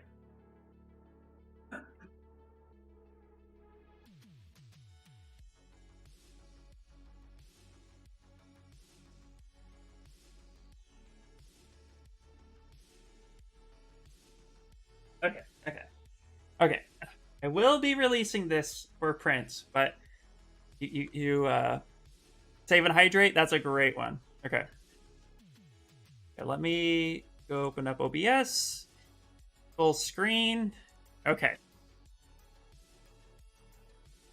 back up for a second. Might be a little hard to see because it's white PLA, but here is Conjudo and Nexigo. I'm gonna hold it like this. You can see what's cool is it's not even glued together. This fits so wonderfully. It's no magnets. It's not even glued together. I printed her head, hair, and upper torso as one piece. Her lower half as one piece. And it just fits right in there. Really, really nice. If you kind of... I got her hands over there. That needs to be glued in. And then Conjudo's head, obviously different piece. And then, of course, body just sits, just sits right there. There it is. So yeah, it's there all together. His hands were, with his hands, I sliced them together. And then the PLA, when it printed, the opening got a little soft because it was really thin there. So I just took a heat gun, opened it up, stuck his hands in, and then glued them. So that's the only piece that's actually glued right now. And, yep, just right there on the base. So, I mean, you just have Tanjiro by himself if you wanted, which is really cool. So yeah, that's how that one worked. Once I get it cleaned up enough where I'm happy on the print, I'll go ahead and release them. But yeah, there he is. Super awesome. I am the most surprised, and happily surprised, that there it is. So, it's a little shaky when... but I like it.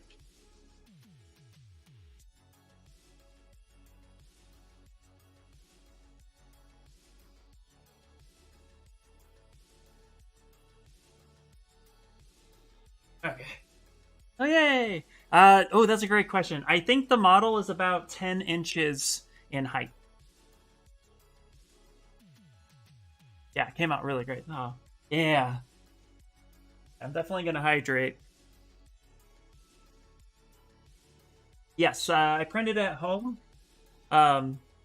So before I got into character art and design, I spent about 12 plus years in aerospace, and so I had a lot of manufacturing background. So when 3D printing came to be more popular, I just threw myself into it and started doing 3D printing. So I have both FDM and resin printing. It's a little cold in California, so my garage doesn't stay warm enough. So resin printing I don't do as often in the wintertime because I don't want to print it in my house. But there's definitely, I do want to do a resin version of that at some point. My garage just has no insulation, and I rent, so I'm not going to invest money in insulating it. Just not worth it. Thank you guys. Thanks. Yeah, is it safe to keep a 3D printer in the bedroom? So for safety, 3D printing via FDM, meaning PLA, additive filament printers, PLA is okay to keep in a bedroom. I personally keep it outside of my bedroom because they get kind of noisy, and there's nothing better than hearing all night long. You get used to the sounds, but sleeping, yeah, I don't know. I wake up to like pin drops in the middle of the night sometimes, so having a printer in my room while I sleep sometimes may not be so good. But as far as safety goes, PLA is the safest to print. I would still say have your area well ventilated just for precaution, but as a default, FDM printing PLA is probably the safest. But again, you know, ventilation's key. PLA is not that toxic at all. It's corn base, so it's okay. ABS is very toxic. Resin is very toxic, so be very safe when printing those. There's this thing called an MSDS sheet. It's a material safety data sheet. What that's called, you can Google it. It's free to Google that. So you can look up the chemical compounds of ABS, PLA, resin, like ABS, HIPS, PETG. You know, look up that stuff. It's very important to know what you're working with because you are manufacturing. I don't want to get into like the scare factor, but at the end of the day, when you're making something at home, you're melting a plastic and then re-solidifying it to be a new thing. Yeah, you know, take precaution. Well-ventilated area should do just fine. How long did it take you to print the Nezuko figure? The Nezuko figure alone in 3 pieces, hands, body, hands, torso, and legs, took 40 hours alone. So it was but I was going high detail. It was a 0.4 nozzle at 0.1 millimeter layer heights, 2 shells with a 15% infill. It took forever. Yeah, don't smoke plastic. Have a good air filter. Yep, absolutely. It's good. Oh, that's good. Okay. But you know, I recommend for anyone who starts printing 3D printing, I always recommend doing FDM first. It is a slower process, but you learn so much. Resin is pretty simplistic in the nature that it prints. It's just one axis. This is the axis moving up and down. Here's the light, but you need to have a cleaning station. You need to have proper ventilation. You need to have, you know, really good masks to keep the fumes out while you work with it. So, in a nutshell, it is just way easier to deal with FDM in the beginning, but then when you're ready to move to resin, you have a better understanding of how 3D printing works as a whole. But like anything, that's just advice and an opinion. That's the route I took too. Also, too, I mean, resin's a little bit more expensive in the long run, but the way things are going now, it's actually that's rarely the case these days. It's starting to get competitively similar. I like it. Ah, thanks. Yeah. Yeah, KN95, you can still smell parts on. Yeah, absolutely. Yep. Yeah. I would say get a painter's, like a proper painter's mask when dealing with resin, or like I deal with it with my garage. So I open up my garage and my garage is super ventilated, so I'm not breathing it in when I print resin. You save you save the STL files in ZBrush? Yes. I sized, scaled, cut, and all that in ZBrush. Hood vent. I got a pressure hood. Yep. Yeah. Is anatomy for animals and creatures placing teeth the same as for humans? It's similar. I would say it's similar. Most creatures have a jaw, gums, and teeth. I would say similar. There's a lot of similarities, but in the way some creatures have their teeth, might be slightly different. Okay. When in doubt, look up the reference. That's always the best advice I can give.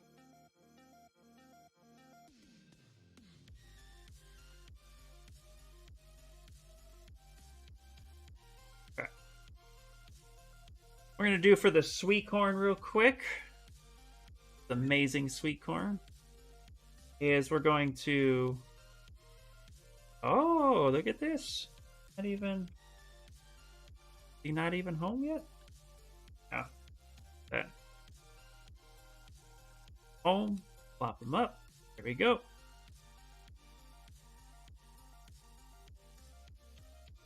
There we go.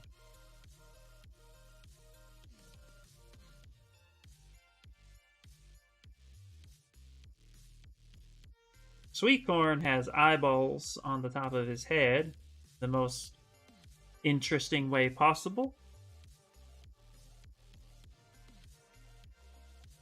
And if you could see what I'm referencing is this little guy right here.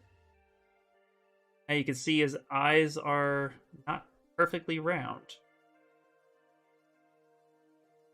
We're going to go ahead and stick his eyes up top there. Go ahead and let's go split. Come on down, and we're going to do corn eyes. Let's see here. Yeah, reference is key. What brand of FDM printer do I recommend? I highly recommend doing the Creality like Ender series. I love the Ender series. It's really great. It's very affordable. You could pick up an Ender printer for about $200 US.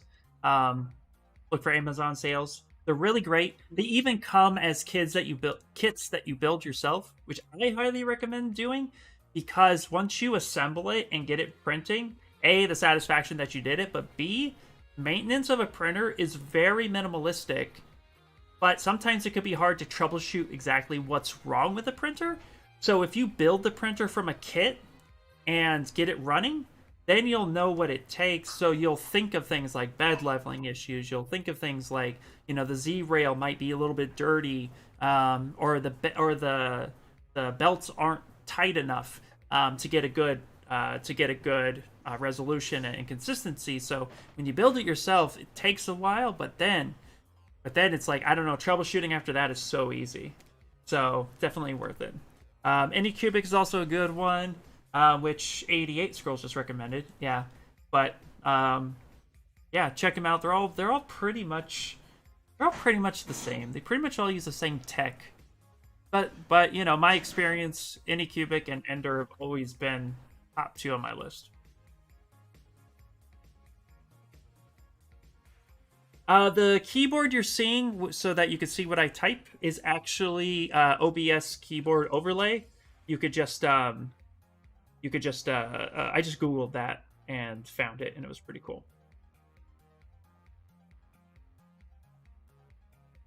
Okay, what I'm going to do here for the sweet corn right here, I'm going to add a couple more edge loops.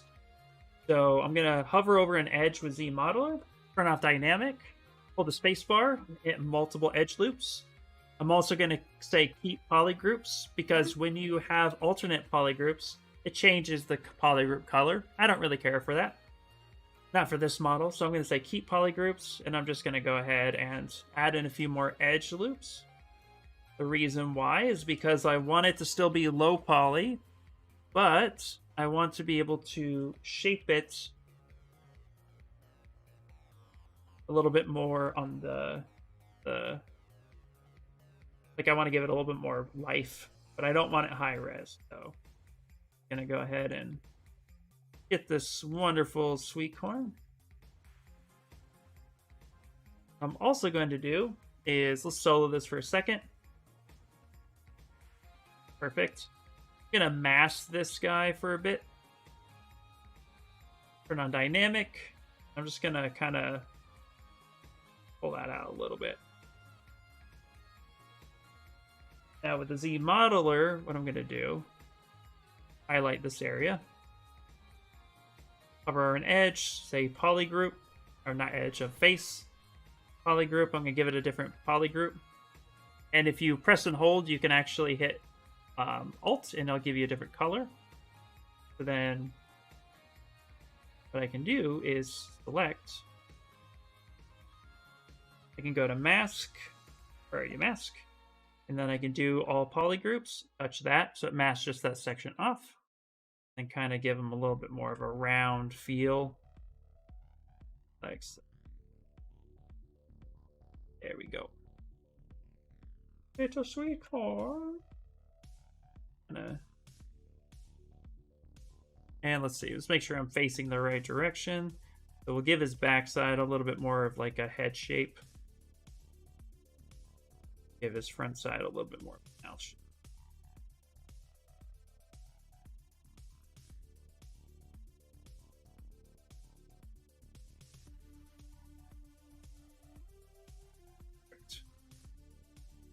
Okay, and we're going to give him a mouth here in a second. So what we're going to do, I'm actually going to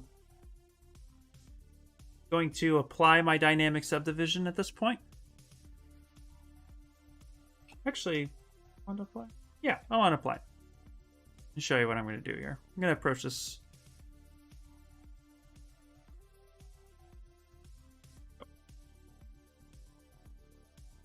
Now, take Z model. I'm going to pick this resolution right here. And we're going to give him a mouth right there. Hover over here, and let's do polygroup. Nope, Q mesh. Nope. Extrude.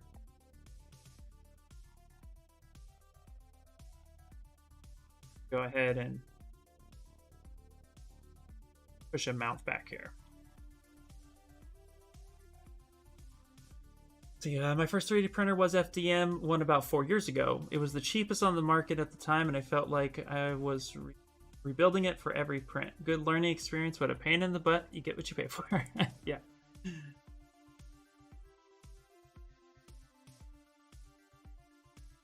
Okay. Okay, now what I'm going to do is I'm going to kind of shape his mouth a little bit. So I chose to use the modeler to give him a little bit of that kind of mouth bag feel. Now check this out. This is a really cool tip, is that I'm going to actually, instead of digging into his mouth to give him that mouth bag, what I'm going to be doing is actually selecting those polygroups, masking them out, and then stretching it myself. So I'm just going to go ahead, solo this out.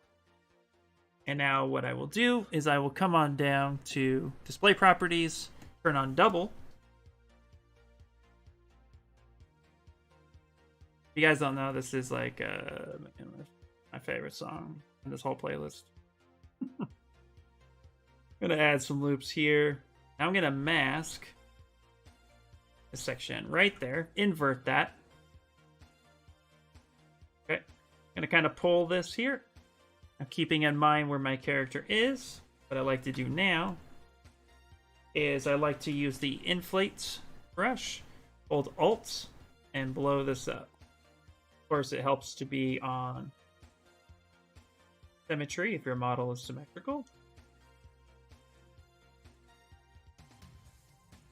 Again, this will give my character that nice little mouth bag feel. Come back to Z modeler, add a couple more edge loops in here just so I can control that pretty well.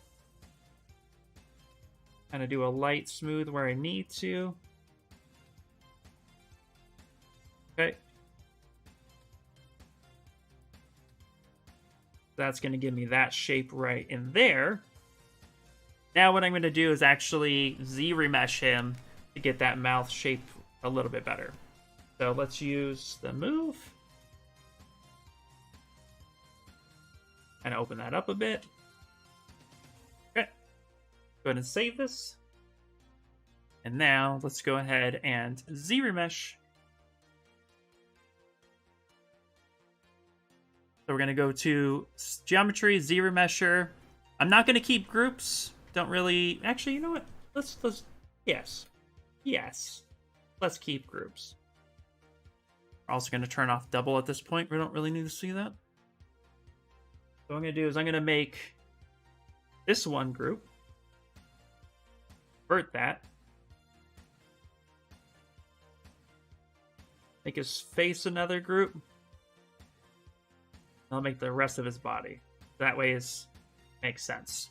Now we'll keep those groups. And the reason why is that will help define the edge loops a bit. So we'll go ahead and say keep groups. And we only have active points 732. So sometimes it might be kind of nice to maybe subdivide that up a little bit. Although actually, it's kind of giving me the shapes I want. Let's not ZRemesh. Changed my mind. Make sure that topological is not turned on, and let's just get this mouth kind of closed. So because his mouth is going to be closed for this model, I'm going to go ahead and plate this. Touch. Give a little bit of a softness feel.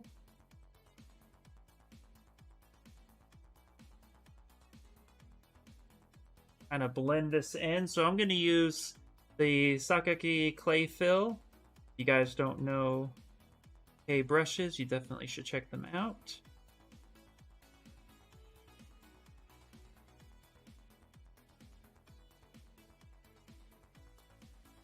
Cool about this method is go ahead and kind of define this mouth shape a bit. Yes. Oh, yes. Sorry, did I miss that question? Yeah, OBS key overlay is it. Sorry if I didn't answer that earlier.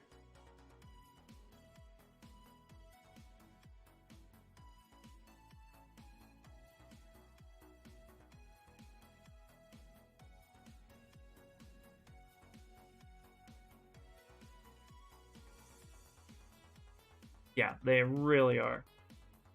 And real quick,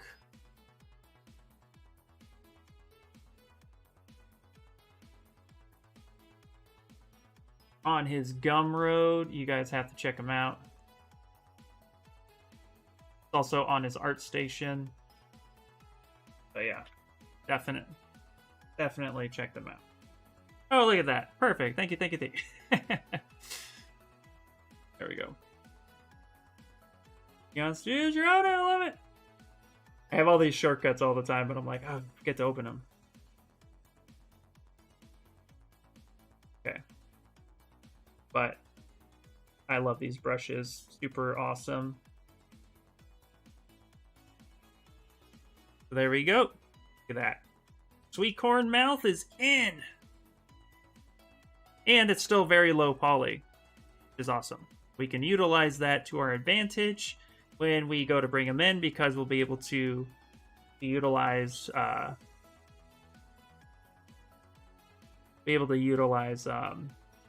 those polygroups and get some decent UVs out of this really quickly.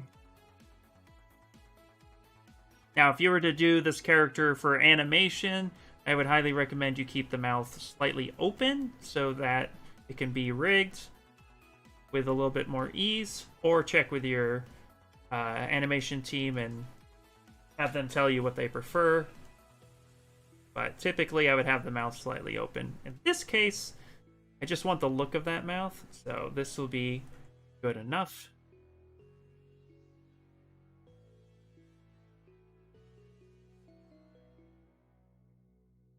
There. Poly. Neat about subdivisions is you can step down real easily, clean that underlying mesh up. Then I'm going to take the pinch brush, kind of define his lip area. I'm also going to take Dam Standard that light. Actually going to give him some lips and then take pinch and crease that. Then with Sakaki's fill brush, I'm actually going to cut negatively, defining his kind of lower lip area.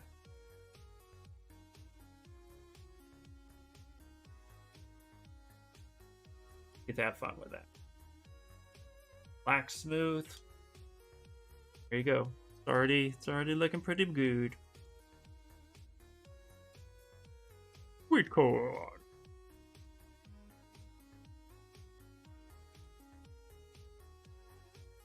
Is there a setting for a IMM tripart curve brush that will flip the profile and keep the fine tapered end?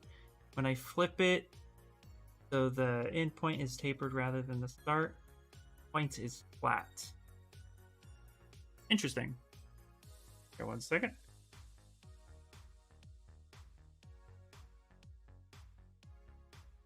So, I understand you correctly. Have your curve brush. It's a tri-curve.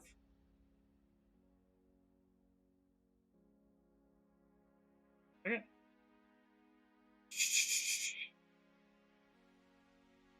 Yeah, it's been a couple days. Hold on. Come on. Modifiers. Thank you very much. So you have your tri-parts.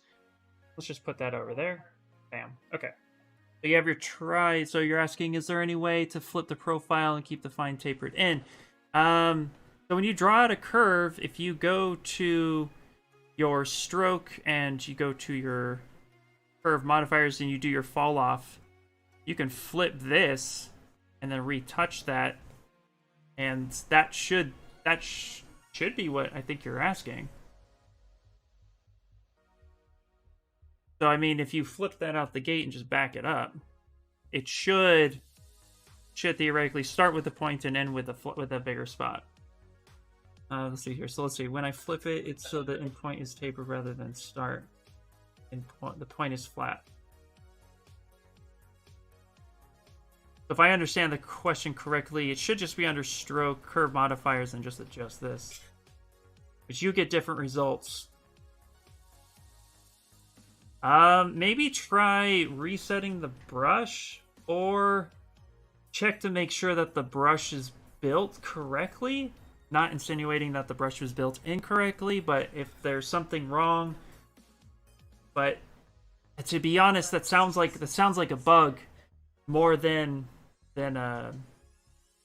anything else. I would say maybe, does it work? Does it? I guess the question for you, I have, Death, is when you do that with another brush. So I just picked curve alphas. If you do it with another brush, not the one you're trying, do you get the same results you're getting now? If you are, meaning it's not working for you, I would suggest try to reinstall ZBrush, because it sounds like there might be something disconnected. However, if you try a different brush and you get my results like you're supposed to, and the one you're getting is not working, then that's the brush, and I would say maybe try rebuilding the brush. But if you are having technical difficulties, definitely reach out to Pixelogic support, because they can help you with that a little bit more than I could. So if you're getting different results, I would say maybe try reinstalling ZBrush if you find out that every curved brush that's a tri-brush does that for you. It just sounds like a bug. Am I working at a studio? I do work for a studio. I work for Funko LLC. I make fun pop figures. However, I am remote work at the moment. It's the DE hair, and I made a cube into a tripart, and it did it. Okay.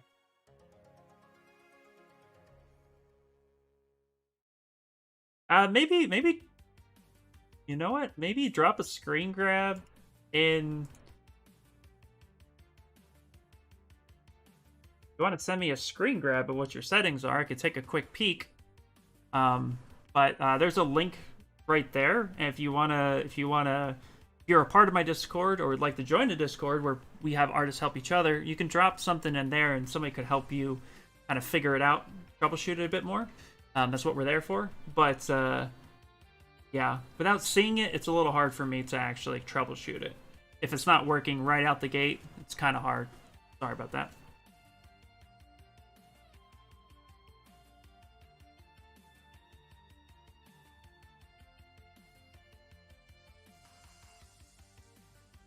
Okay.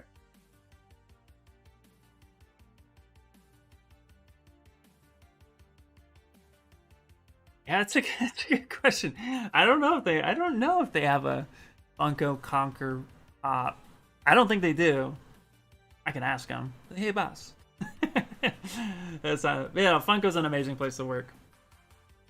No complaints on this side. They're great peeps. Okay. Let's see where we're at with this characters. The basic shapes are done. So what we're gonna do is actually get to the ZBrush side. We got about an hour left. I usually go until 8. So not a problem, Def. Sorry I couldn't answer it here, but yeah, we can definitely get you some help in the Discord for sure.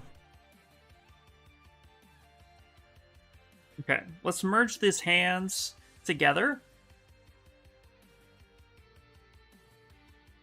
And then let's merge his hands in with his body, and then let's ZRemesh it all together because that's all one piece. So we're gonna go ahead and merge down. And then we'll weld it together using Dynamesh, the same resolution, and then we'll kind of get it all cleaned up. Move this over here. Do I have any advice on top of what you said earlier? In regards to what, Ash? Just so I make sure I understand the question correctly.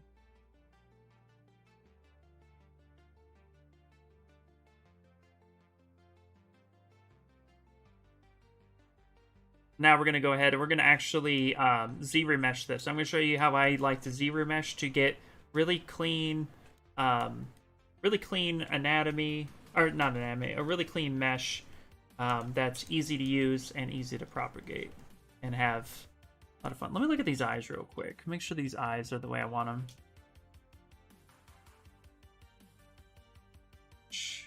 Are for the most part. About portfolio and getting a job somewhere like in the Funko LLC. Oh, yes, absolutely. Besides the advice I gave earlier about, how your portfolio should look, if anybody's trying to get into the toy industry, what I recommend, I could show you my portfolio as the prime example. Kind of talk on top of that. Been trying to get into the games industry for 7 years. I think Funko Sculpts sounds fun. Yeah, Funko Sculpts are cool.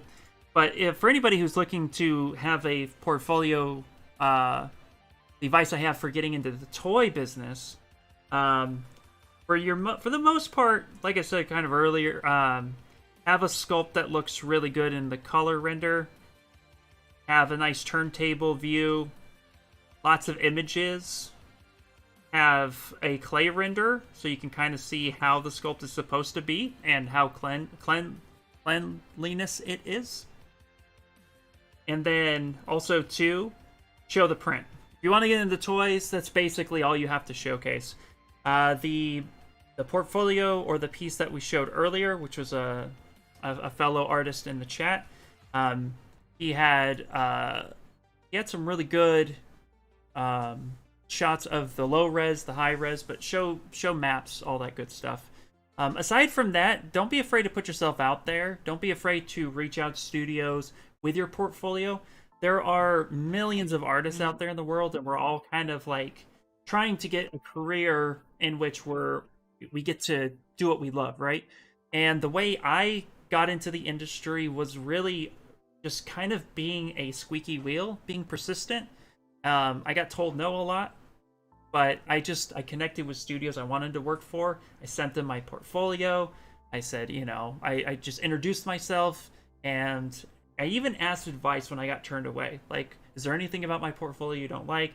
I was a part of the 3D character workshop, so I had portfolio guidance from that school as well as learning the pipeline. So I basically just threw myself into my art, and that that really helped pave the way. So you're trying to get into the industry, you know, just keep persisting, keep getting better at skill sets, and then on top of it, network. Network is key. The network's key for a lot of industries, not just games or toys, but in pretty much anything you want to do. You know, if I was still in aerospace or manufacturing, I networked a bunch with them too. It's just a way to get noticed. So just keep pushing, keep trying, and while you're doing that, just try to keep learning new skills. Try to just kind of always invest in yourself as much as possible, and don't be afraid to ask for help. That's my hero's teacher. Oh, thank you. Yeah, absolutely. After building a whole character in pieces, do you merge all the pieces together? That's a great question. You are on fire with these questions. I love it. So depending on what the character is for, I merge things together that are going to get welded together. So in this case, the arms, the hands, and the body is all one piece. But I won't be merging the teeth together. Those will be separate subtools. I may not weld this together because if I want that part particularly to have an animation rig, or if I want to manipulate or get it out the way, this can be a separate piece. Although typically, depending on, I mean, it just depends on what you want to have connected together. This wouldn't be too bad to have connected, but for me, I think it might be fun just to leave that separate, just so it could have its own little animation bit if I wanted to do so. But yeah, I only weld together the things that need to be. Everything else is its own subtool. Eventually, depending on your structure, if you want to have everything brought down into a single subtool, everything on one set of UVs, you could do that. I tend to keep things a little bit separate for as long as possible.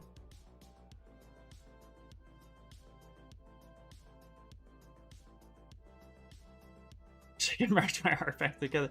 You and me both, man. You and me both. Okay, let's go ahead and this is pretty much where I like it. So what I'm going to do is I'm going to thicken this back side of his eyes up real fast. So I'm going to go to my brush settings, my back face, and I'm going to kind of pull this out a bit. That down, rebuild that. I want that to have some thickness. And we'll start getting the final details with him with once we ZRemesh or retopologize it. So what we're gonna do is I'm gonna actually start getting some poly loops. So how I do this is one of my methods that I find to be the most useful, but it is time consuming, so bear with me. But we're going to paint where we want our poly groups to be to give us a clean mesh if possible. So we're going to do that. So we're going to go to color and we're going to fill with white, fill this out, and then I'm going to go ahead and paint true black where I want it to be. Let's see. What would be the likelihood of Conquer remake? Oh my gosh, they should remake it again. A reloaded remake too. It would be awesome. If a character is in pieces, how do you project details from the low poly model? So you'll have your low poly model broken up the same way you have your high poly model. And we are projecting your high poly subtool to the low poly subtool of that version. So if you have eyes, teeth, tongue, for example, and they're all separate, then you just have high teeth, high eyes, low eyes, high tongue, low tongue. And then each one will get projected to itself. So that's all. Ooh, Fafa! What's up, dude? Okay, so what we're gonna do is now our character is painted white, and we're gonna paint black where we want polygroups to be. Right now, everything is kind of like such. I'm gonna make everything one polygroup color. Sake of it. And then with symmetry turned on, I'm just going to go ahead and paint. Okay, let's actually up the resolution so we can have some really clean. I'm going to up the resolution a bit just so we have really clean paint lines. but make sure, yeah, dynamic is not turned on, which is good. I'm gonna go ahead and get some stuff out the way so you can see me paint a bit more. And we're gonna have RGB turned all the way up.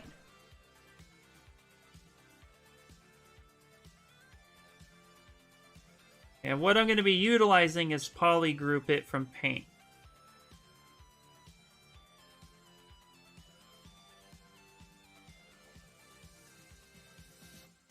And you might see me hit 1 on the keyboard a few times. This is so that I could just get a nice clean line coming through. Lazy mouse, we can turn that up a bit.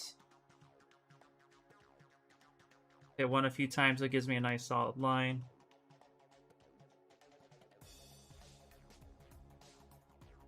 That. So what we're going to be doing is just basically defining our polygroups best we can. So that way, when we do ZBrush, we're actually going to get really nice. We'll get really nice edge loops. This by all means will not be animation ready, but it'll get us pretty close. It'll get us at least enough to have proper edge flow.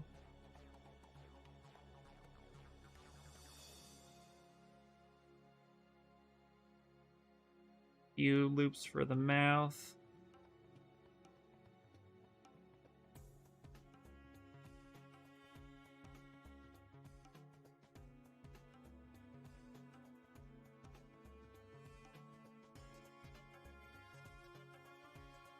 So to export the model to some other 3D software or topology, what will be model be in pieces or in one piece? Typically, I have it in pieces.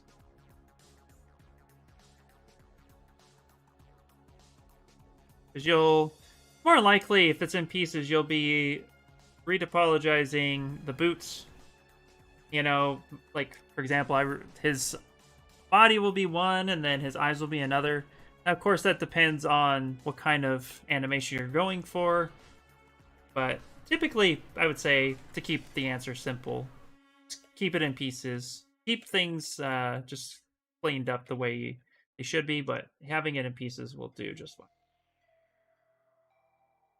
Sorry, hopefully not to overcomplicate the answer more than it needs to be.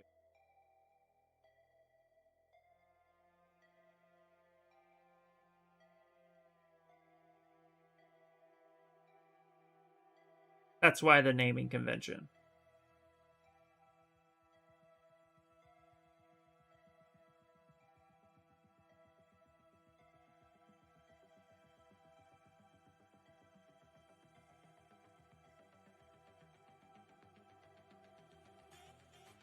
Hello, Jamaica. Welcome in.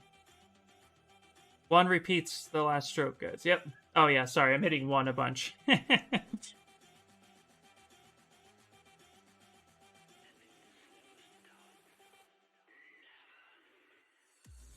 Okay. Right now, I'm just kind of trying to see how complex I want this to be.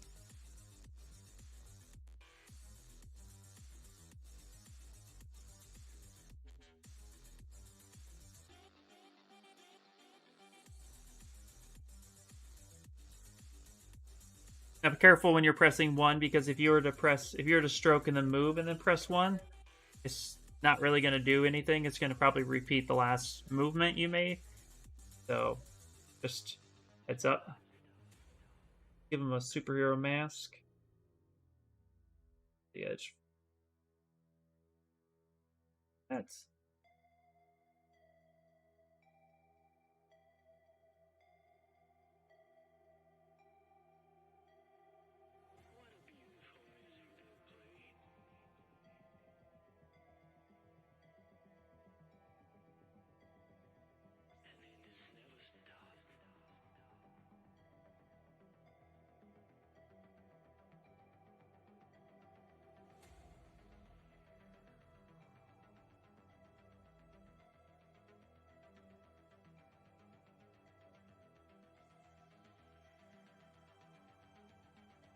I think that'll be fine. Overcomplicating it at that point. Now I'm going to go ahead and just kind of hide everything but the hand real fast.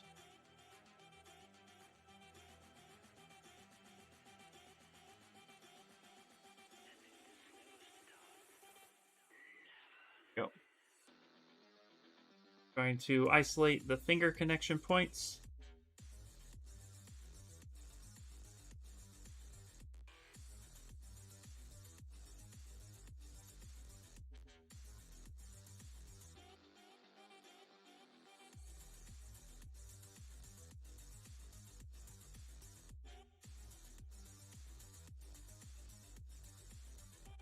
The reason why I'm repeating my stroke is because I really want to make sure that it's a nice solid line, so I get really nice clean polygroups when it finally connects.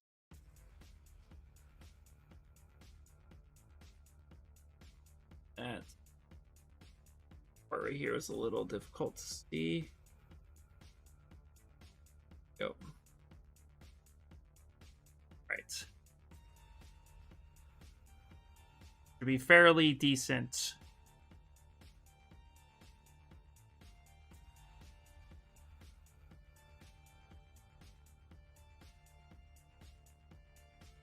To kind of that there.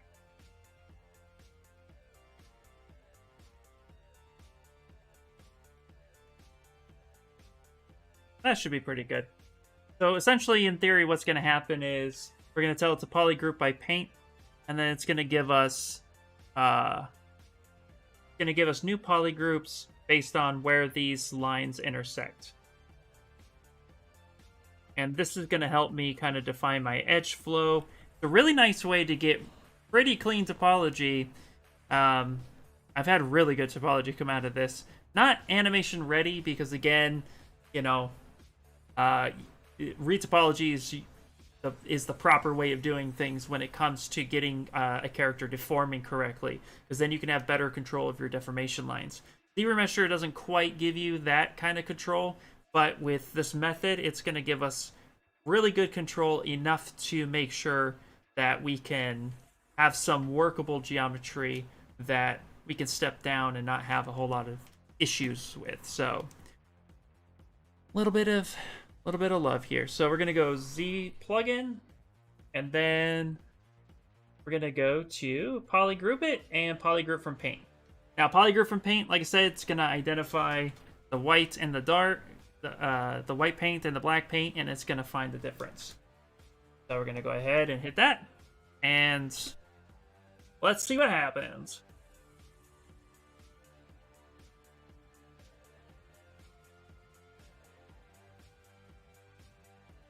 Boom. And that's what we get. Now we can kind of take a look. Now, it looks like this right here is... Yeah, see, so this one didn't quite work. So that means that there is a... not really a good sharp line there. So let's redefine this section.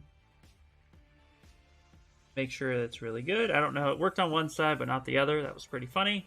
So Control Z, then we do it one more time. For high and detailed sculpting, if, let's say, arms are one subtool and body is one subtool, how will you sculpt to keep all the details? What if you have different, if you have arms as one and as one subtool, and then you have the body, you just treat each subtool as its own proper piece. So each subtool will have a high version and a low version. So that's how you would do that.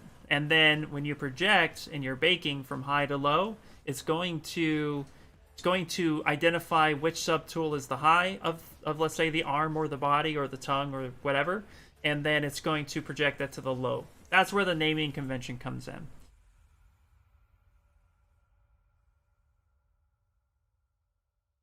Okay. There we go. That's better. So now we have this. Now we have different edge loops here.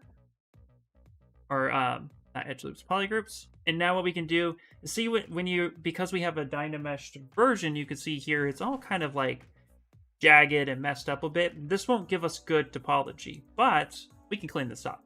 So what we're going to do is we're going to first go to deformation, and we're going to polygroup by polish by groups. If you watch this right here, as I zoom in and scroll over, going to polish this whole thing and then kind of clean that up a bit. And we can do this a few times, and that would give us pretty decent topology. I'm going to save this real quick. Now we're going to mirror and weld so that we have true, correct topology from right to left. Sometimes it gets a little misaligned. And now we're going to get a special brush. So we're going to go to our lightbox by hitting comma, go up to brush, go up to smooth, and now we have a smooth by groups. And this brush is, and what this is going to do, turn off RGB. We're just going to, we're just going to smooth this so that it's as straight as possible. We're not going for perfect, but we're just trying to get those little wobbly lines a little straighter. Trust me, it'll be worth it at the end.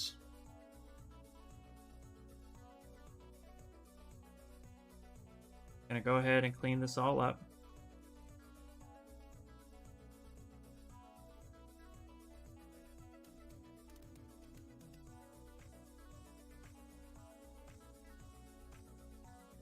So when you're working with stylized characters or characters that have that you're trying to keep low poly, the more time you take to spend cleaning up your geometry, the easier time you'll have sculpting, and the more success you'll have at the end with it coming out the way you want. Now, what's interesting is ZBrush, or polygroup it by Polypaint, sometimes doesn't like us, and it gives us two of the same color with a slight different hue. It might be hard to see, but these two yellows are very different. So if you have that, select one yellow and give it a different Polypaint color, or polygroup color, and fix that. Kind of annoying that happens, but it's okay. We can just select it, and then we can hit Control W. Now I'm just trying to go for mostly straight. See why in a minute. I normally save, great question by the way, what format do you normally save in, Project or ZTool? I normally save in ZTool for two major reasons. One, it's easier to save multiple ZTools, and if you need to go back, step back a version or two, it's a lot easier to do that when you just save out like a blackout stage, a detail stage, a final stage, but also file size. So projects versus subtool or ZTL. ZTL remembers just the subtools in which you're working with in the hierarchy. If you come up here under tool and you see all these different sections, these are all different ZTL formats. So this is a ZTL by itself, technically. This is a ZTL by itself. And inside of it is all these subtools, right? Well, a project will remember every ZTL you had open. That's like the easiest way I could think of to explain it. And all of that is memory that if you're not actively using these, then ZBrush is still going to save them and bring them in, and it's going to give you a much bigger file. Whereas if you just save as ETLs, close ZBrush, and come back, it's just going to bring up that one section. But sometimes I will save a project if I need to save history. And now by default, save a project, you go to File, Save As, there's this Undo History here. Projects used to default save history, now it's selected off by default. But you could turn it on, and that's just going to make the file even larger. At work, sometimes we're required to save a project, and that's because they want to see everything, or they want to be able to go back. But again, that gets really, really massive. So I typically don't do that unless asked to do that. Or, you know, or I want to actually do like some sort of really cool like time lapse, then I'll do that. But to save as ZTL, you come over here to save as, and that defaults there. I typically go ZTL.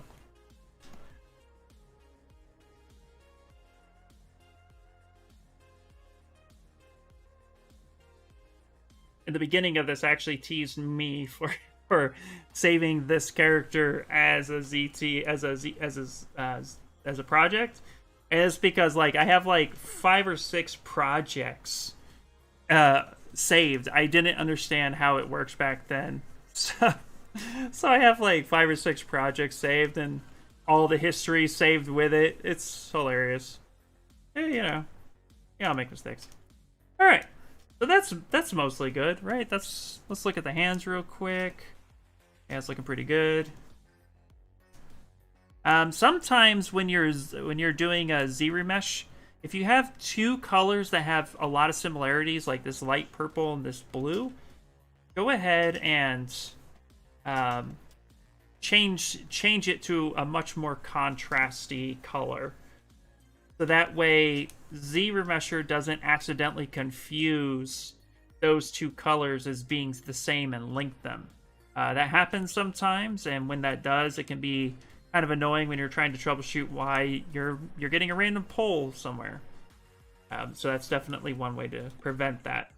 So I usually will go through and kind of just make sure, you know, a mustard yellow to this purple to this kind of pink is fine. Yellow to this pink to yellow to red is good. So all that works out fine. Go ahead and save it. And now what we're going to do is let's turn the lines back on. And now I'm going to go to geometry. We're going to go to ZBrush. We're going to turn on keep groups. I'm going to turn on keep creases. And then we're going to go to crease and crease polygroups or crease polygroups. Reason why we're going to do that is because it's just going to give us another control factor when ZBrushing. So we go to ZBrush, and then we're going to start with a target of, let's say, 20. 20,000 should be fine. Keep creases, keep groups, and then ZBrush. And we have symmetry turned on, which is fine. So that should help control everything too. You're going to split the front and the back of the palm as well? Not this time, no. But that is definitely... You can take it as far as you want.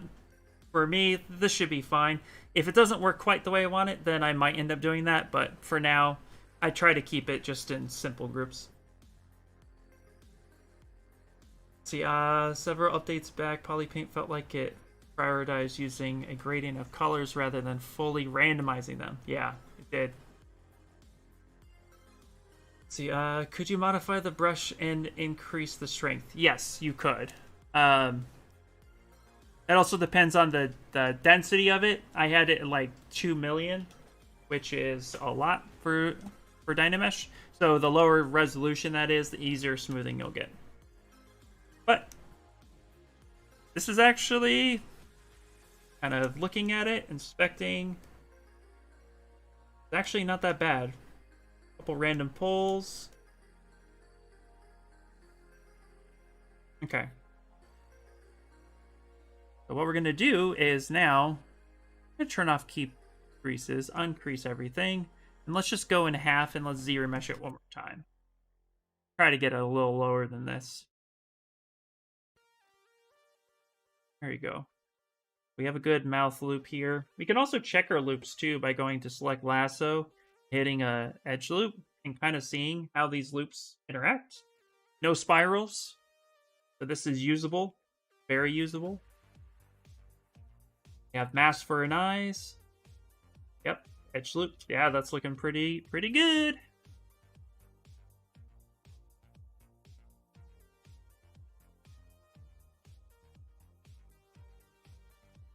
So yeah, that's actually not too bad. I'm pretty happy with that. So this will be very usable mesh. A very usable mesh. Go ahead and save as. And we'll do this as blockout number 2. That way I have a Dynamesh version to go back to, and then I have a ZBrush version to go back to. And yeah, we could just take a look real quick and just see, like, yeah, this mesh is perfectly fine. Gives us a lot of information to work with, and the loops are in our favor, so we can start building up the details within the character itself. Oh, let's start doing that. Let's not talk about it. Let's do it. I can sculpt right on top. All right. And we got about 30 minutes left today. Hopefully you guys are enjoying the stream.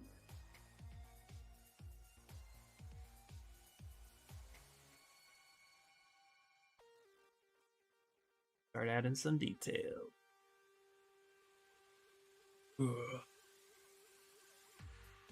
Wait, topology is the jazz. I know, yep.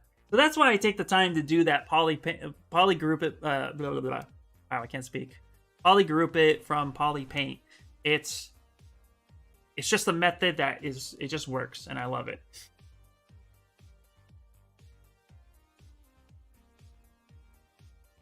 Not gonna lie, for my project, because I'm not rigging it, I might actually just use this.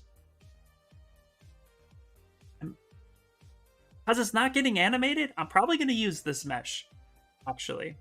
And let's do this. Let's check this out. I'll show you guys something. Let's create UVs with this real quick. So let's solo this out. I'm going to turn off, and this is also the benefit. So if you wanted to create UVs in ZBrush so that you have something that's a low and a high, because I mean, this isn't that bad. What we're going to do is go to Z plugin. And I'm going to go to UV Master. Now, Conquer, I'm going to retopologize him. But I think this is good enough to use for my project. So, what I'm going to do is go work on a clone. And then I'm going to turn... It is symmetrical, so I'm going to leave symmetry on. I'm also going to turn polygroups on. It's going to identify the polygroups and separate them as such. And then I'm going to go ahead and just say unwrap. Okay, unwrapped. That was the scary part, guys. Now let's clean up that UV map. So I'm gonna go flatten, and there's my UV map. It's actually not that terrible. It's not great, not terrible. If I wanted to use it as such, it'd easily be workable. I'm actually gonna just kind of come through here. What I'm gonna do is I'm actually going to, for the map's sake, I'm gonna auto group this. I'm just going to kind of make sure nothing is touching. Like this is touching. Anytime you have touching geometry within your UV map, it could cause seam issues. So we're going to go ahead and just use the gizmo, kind of touch and relocate some of these. That way it's just not causing any problems.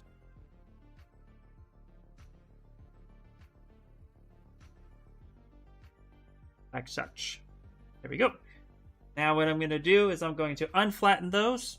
Now notice here that my polygroups, even though when I flattened them, I had changed the polygroups, and then when I unflattened, it changed them back. Little trick of the trade. I'm going to copy these UVs. I'm going to go to my character. There he is, right? There he is right there. I'm going to go ahead and paste those UVs. Now I have my character, and he is unwrapped. If I wanted to have UV textures, I could totally do that. I could check it by going to UV map and seeing that morph UV is there. So what's really cool about this is if I take this bump and change it to 0, hit morph UVs, I can see it there. It's acting a little weird, so we'll put it back. But yeah, there you go. Yeah, I'm pretty happy with that.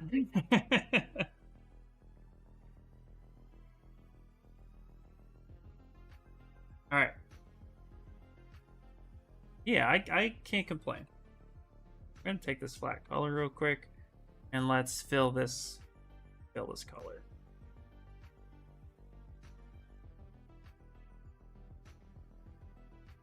That was fast, right? little trick. Shh, don't tell anybody. Your secret. You guys can keep it. Yeah, it's a fun way to do stuff. All right, let's go ahead and first things first. Let's take care of the stuff we don't need here anymore. Put conquer here. Conquer. Conquer. Regulars are sweet.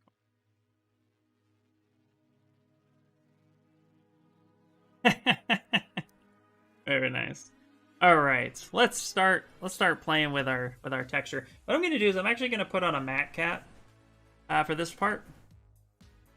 And the reason for it is I'm just going to start adding some subdivisions. So let's go to dynamic subdiv. Let's just apply so we have 3 subdivisions because now he's low and he also has UVs and that's going to be awesome. So now what we can do is we can move away from block out and we can now open up a new folder. Mighty Poo Boss. Detailing? I also do this thing where I'll do boss blockout. So I do this thing where I eventually will create different folders and I'll have the process in each folder, but I need to stay super organized. This is what I do. That way I can always go back. Blue Riva, what's happening? Hello! Love your new streams. Question, is there any way I define a custom menu and put it in a UI somewhere?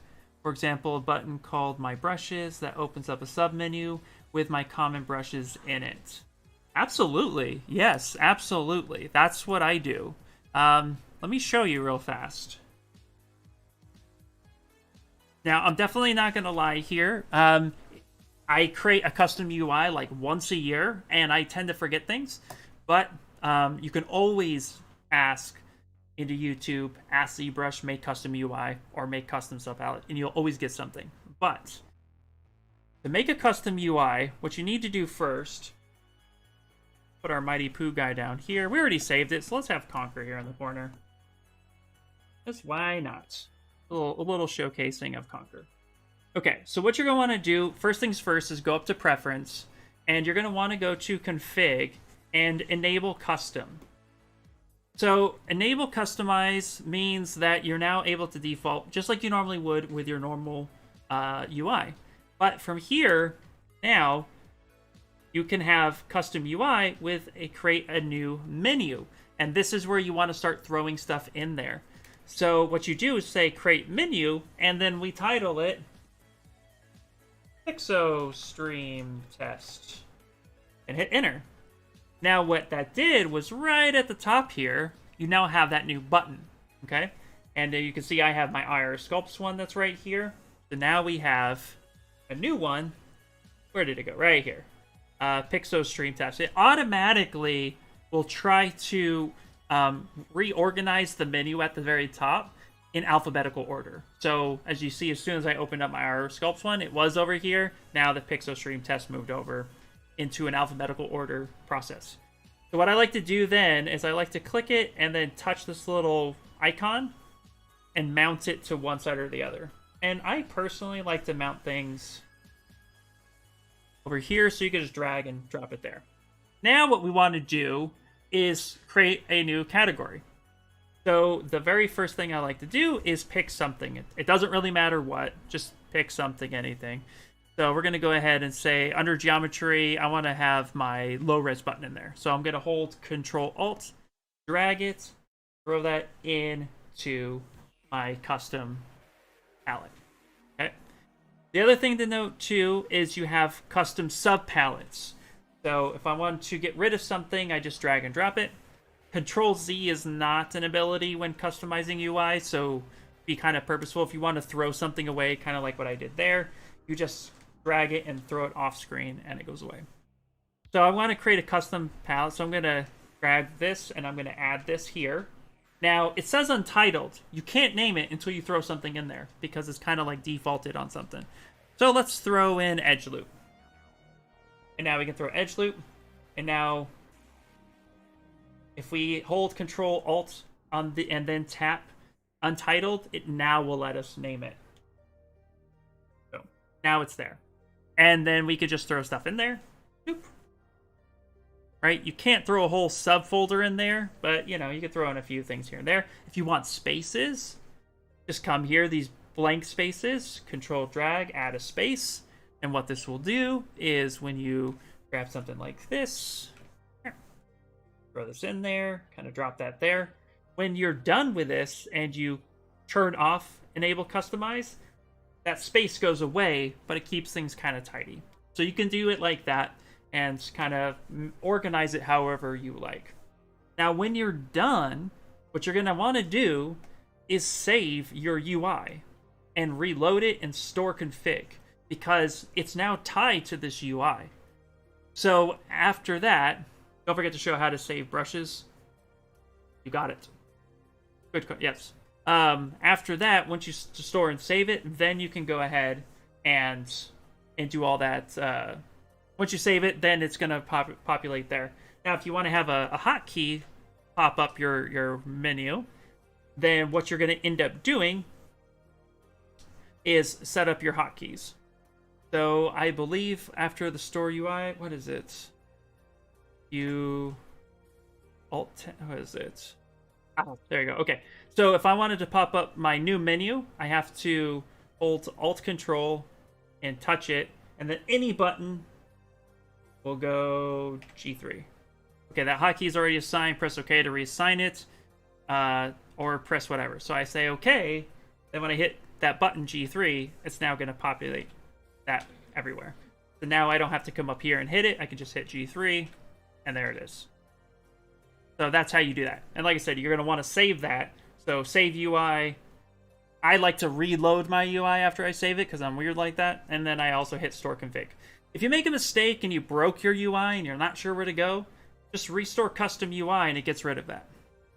And then you're done. To save out brushes. So let's say we modified a brush real quick, like this brush here. Call this the Eric Sosa brush. You click this guy, come on down to the bottom, and there's a save as. Click that save as, and it's going to save a ZBP file. And you type this, Eric Sosa is awesome brush. And then you save that wherever you want. And then if you want to load it, click your brush again, go to load brush, find your brush, say open, and there you go. Now Eric Sosa is awesome. There you go.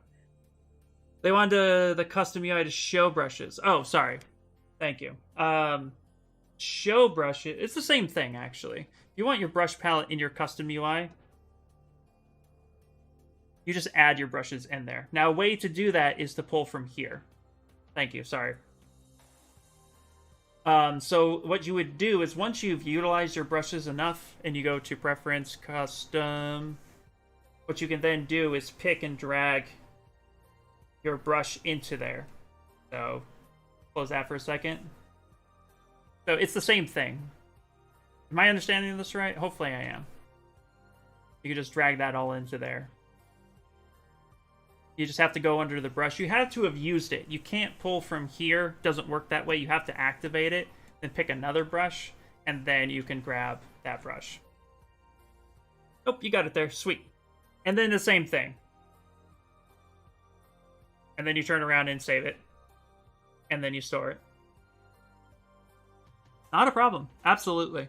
And Raytheon Studios, he dropped a link to Michael Pavlovich's way of doing it. So if you forget it, you can either come back here or you can click that link and it'll take you right to it.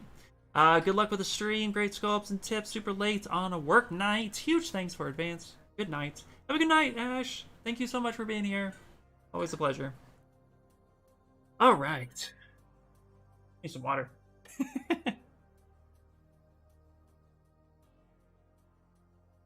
Okay, back to the Mighty Pooh monster for the next 15 minutes. Boop, boop. Oh, look at that. He was ready to eat Conquer. Hello, Conquer.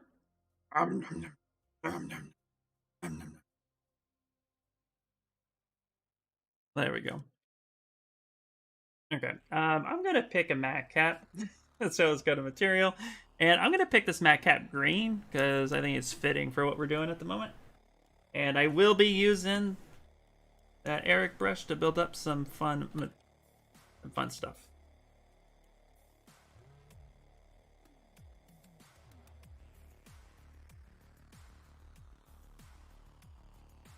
Now we can start adding some lips. Whoop whoop. Okay. This is what's cool about working with subdivisions. You get to step down, move some stuff, and then step back up. And that all works together. There you are.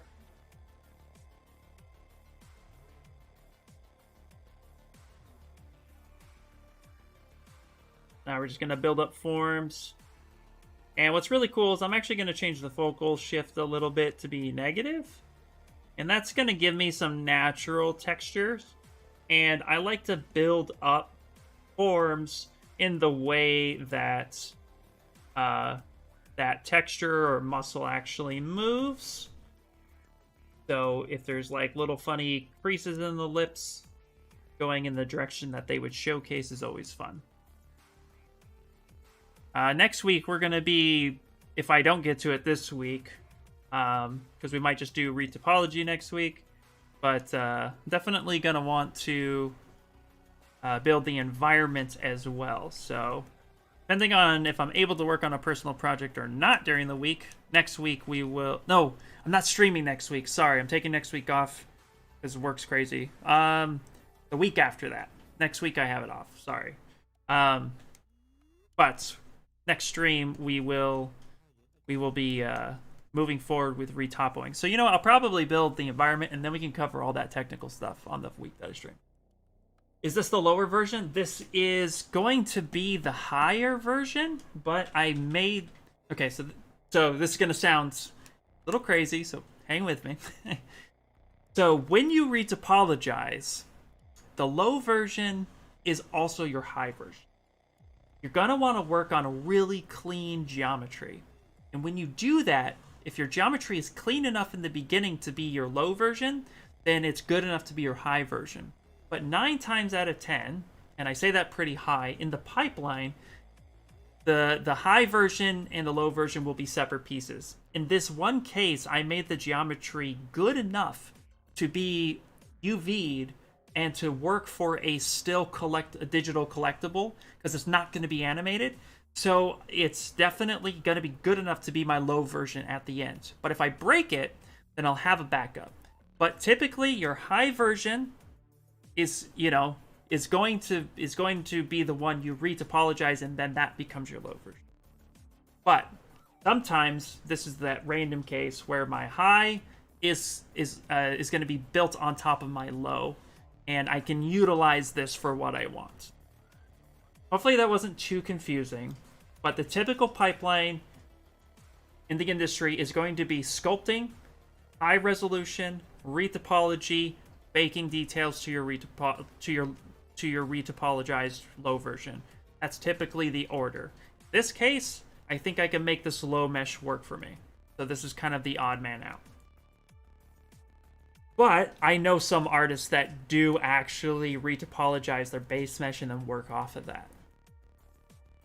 But that's a choice. What's up, man? New here. Welcome in. Welcome in. Let's see. Just started using Blender and I had a question. Maybe you don't mind helping me out. Well, this is a Pixo stream. If you have any ZBrush related questions, I can definitely help you out there. If you have any Blender related questions, I can't help you here at the moment since I'm not using it. It might be hard for me to actually showcase it. But I have a Discord where we have tons of artists that help out each other. And if you'd like to drop a Blender question there, I can answer it when I'm not here. But when I'm streaming here on Pixo, I like to keep it ZBrush Central to help anybody out who's trying to learn and utilize ZBrush. But definitely check out the Discord. It's the last link in the bottom of that. I don't even know what ZBrush is. So ZBrush is the industry standard.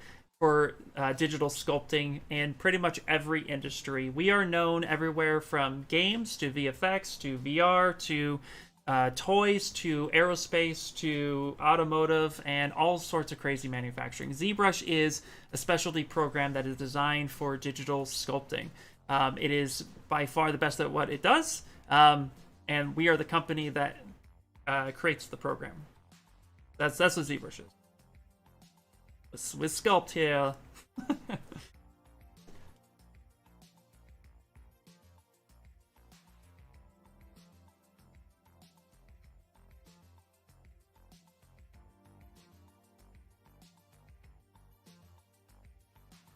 Yep.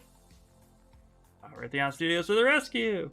Yeah, check it out. That's to the trial for sure. We have ZBrush Core Mini, which is free. You could try that out. We have ZBrush Core, which is the base version of ZBrush, and then we have ZBrush, which is the big boy version, which has just like 150,000 more buttons than the Core version. But Core is also a really good program, and sometimes I showcase it here.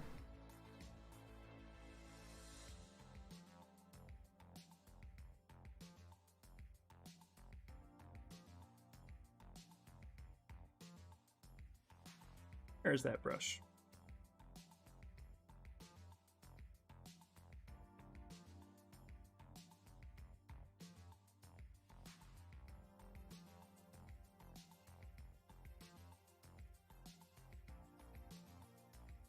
Oh, there we go.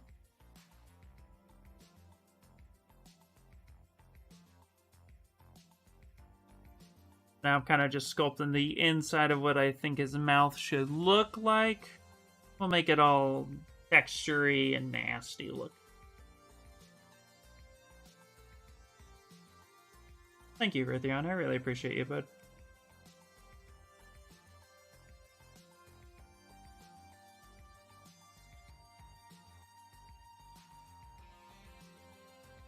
Go.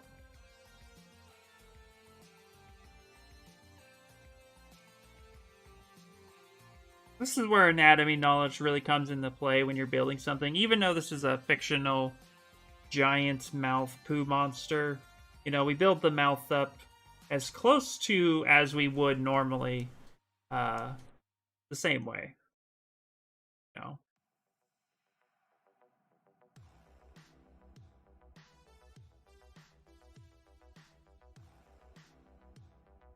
Get those nice shapes in there.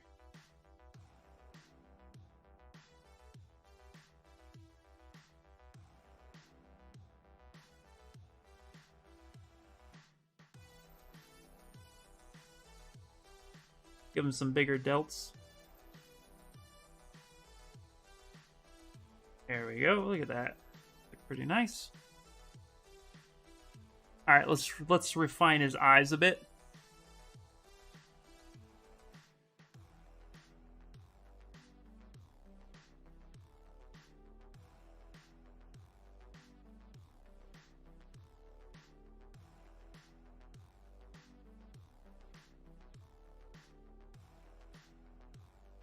Bit.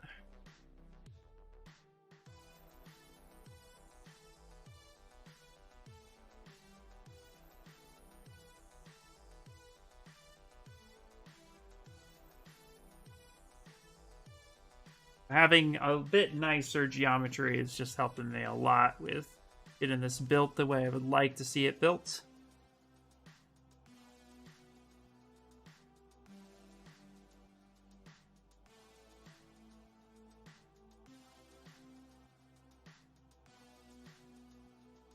Taking a look at the concept real quick.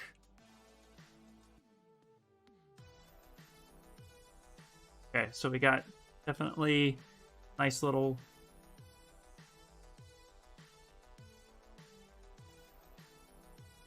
Now, what's really interesting is sometimes we might run into this area. I'm on a really small brush, but the mesh itself is just too awkward.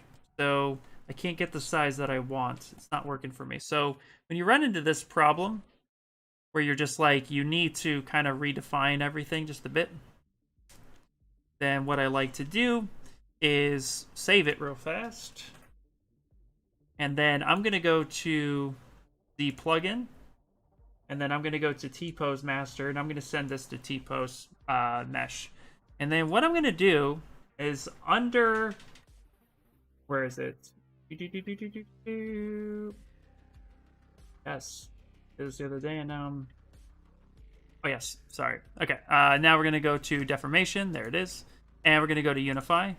And then we're going to go ahead and back to T-Pose Sub T. So that's going to take the whole piece and rescale it to what I need. So now I can get an even smaller brush or a larger brush. Just takes the whole scene and recorrects it. Because if you go to Preview, right here is generally the box that it fits within. And sometimes your model could be too big or too small for that. And then you get weird brush sizes. So just a neat way to kind of check it. Get this up a little bit. Now I can get the brush size that I want. Now we can start kind of finding these shapes a bit. Because my geometry is flowing the way I would like it to flow, I can actually sculpt in by hand the proper details that I want. Get these eyes refined a bit. Actually change. What is happening here? What is happening here? Subtool, fill, material. Ooh, that's crazy. Yeah, that's the same as Scale Master Unify. Yeah, pretty much. Yep. That's where that other one was. I just like to do it that way. The way I learned it, and it works. But yes, that is. Let's actually go back and pick. There we go. And the material was a little hard to see.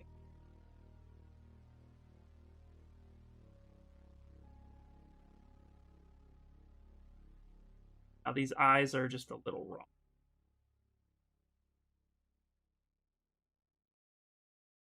Scale those down properly. So we got just literally a couple minutes. I'm just going to finish this eye thought. Then we'll go ahead and call it a night. Hopefully you guys enjoyed the stream tonight. I had a lot of fun. I always do hanging out with you guys.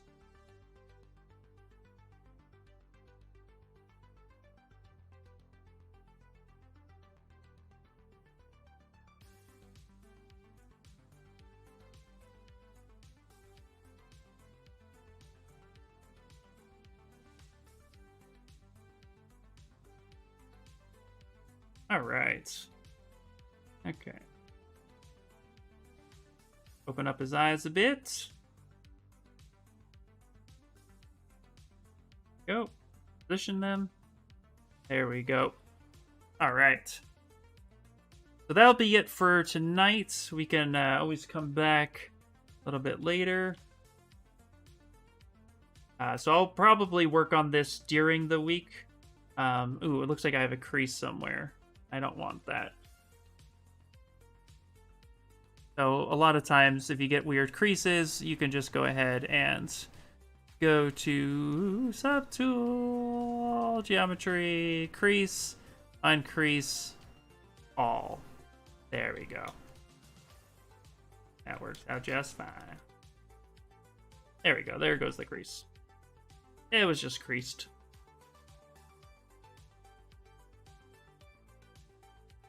Okay, guys, that is it. Thanks, Ian. Always fun to watch. Hey, go ahead. Thanks for all the answers. It was a great learning session. Perfect. Glad to be helpful, guys. Well, with that said, like I said, have a good night. If you guys would like to join a Discord where it's really beginner friendly, we have a Discord that is just there to help people on their journey as artists to get to the proper information they need in order to be successful in their career, but also to just to get feedback, just to connect with other artists, networking, anything of that caliber. Just hang out. You don't even have to be an artist. Just come in, say hi, and have a good time. So go ahead and check that out. And with that, I uncreased it because I wanted to make sure that there wasn't any creases in the geometry, I used creased borders, or I just creased the polygroups in order to help the ZRemesher tell the edge loops where to go properly. I uncreased it because I didn't want it to be there. It was giving me a weird artifact. It was just there for one purpose, and that was it. So, alright guys, that is it! I will catch all of you later! Have a good one, and yeah. Bye, bye, bye, bye, bye.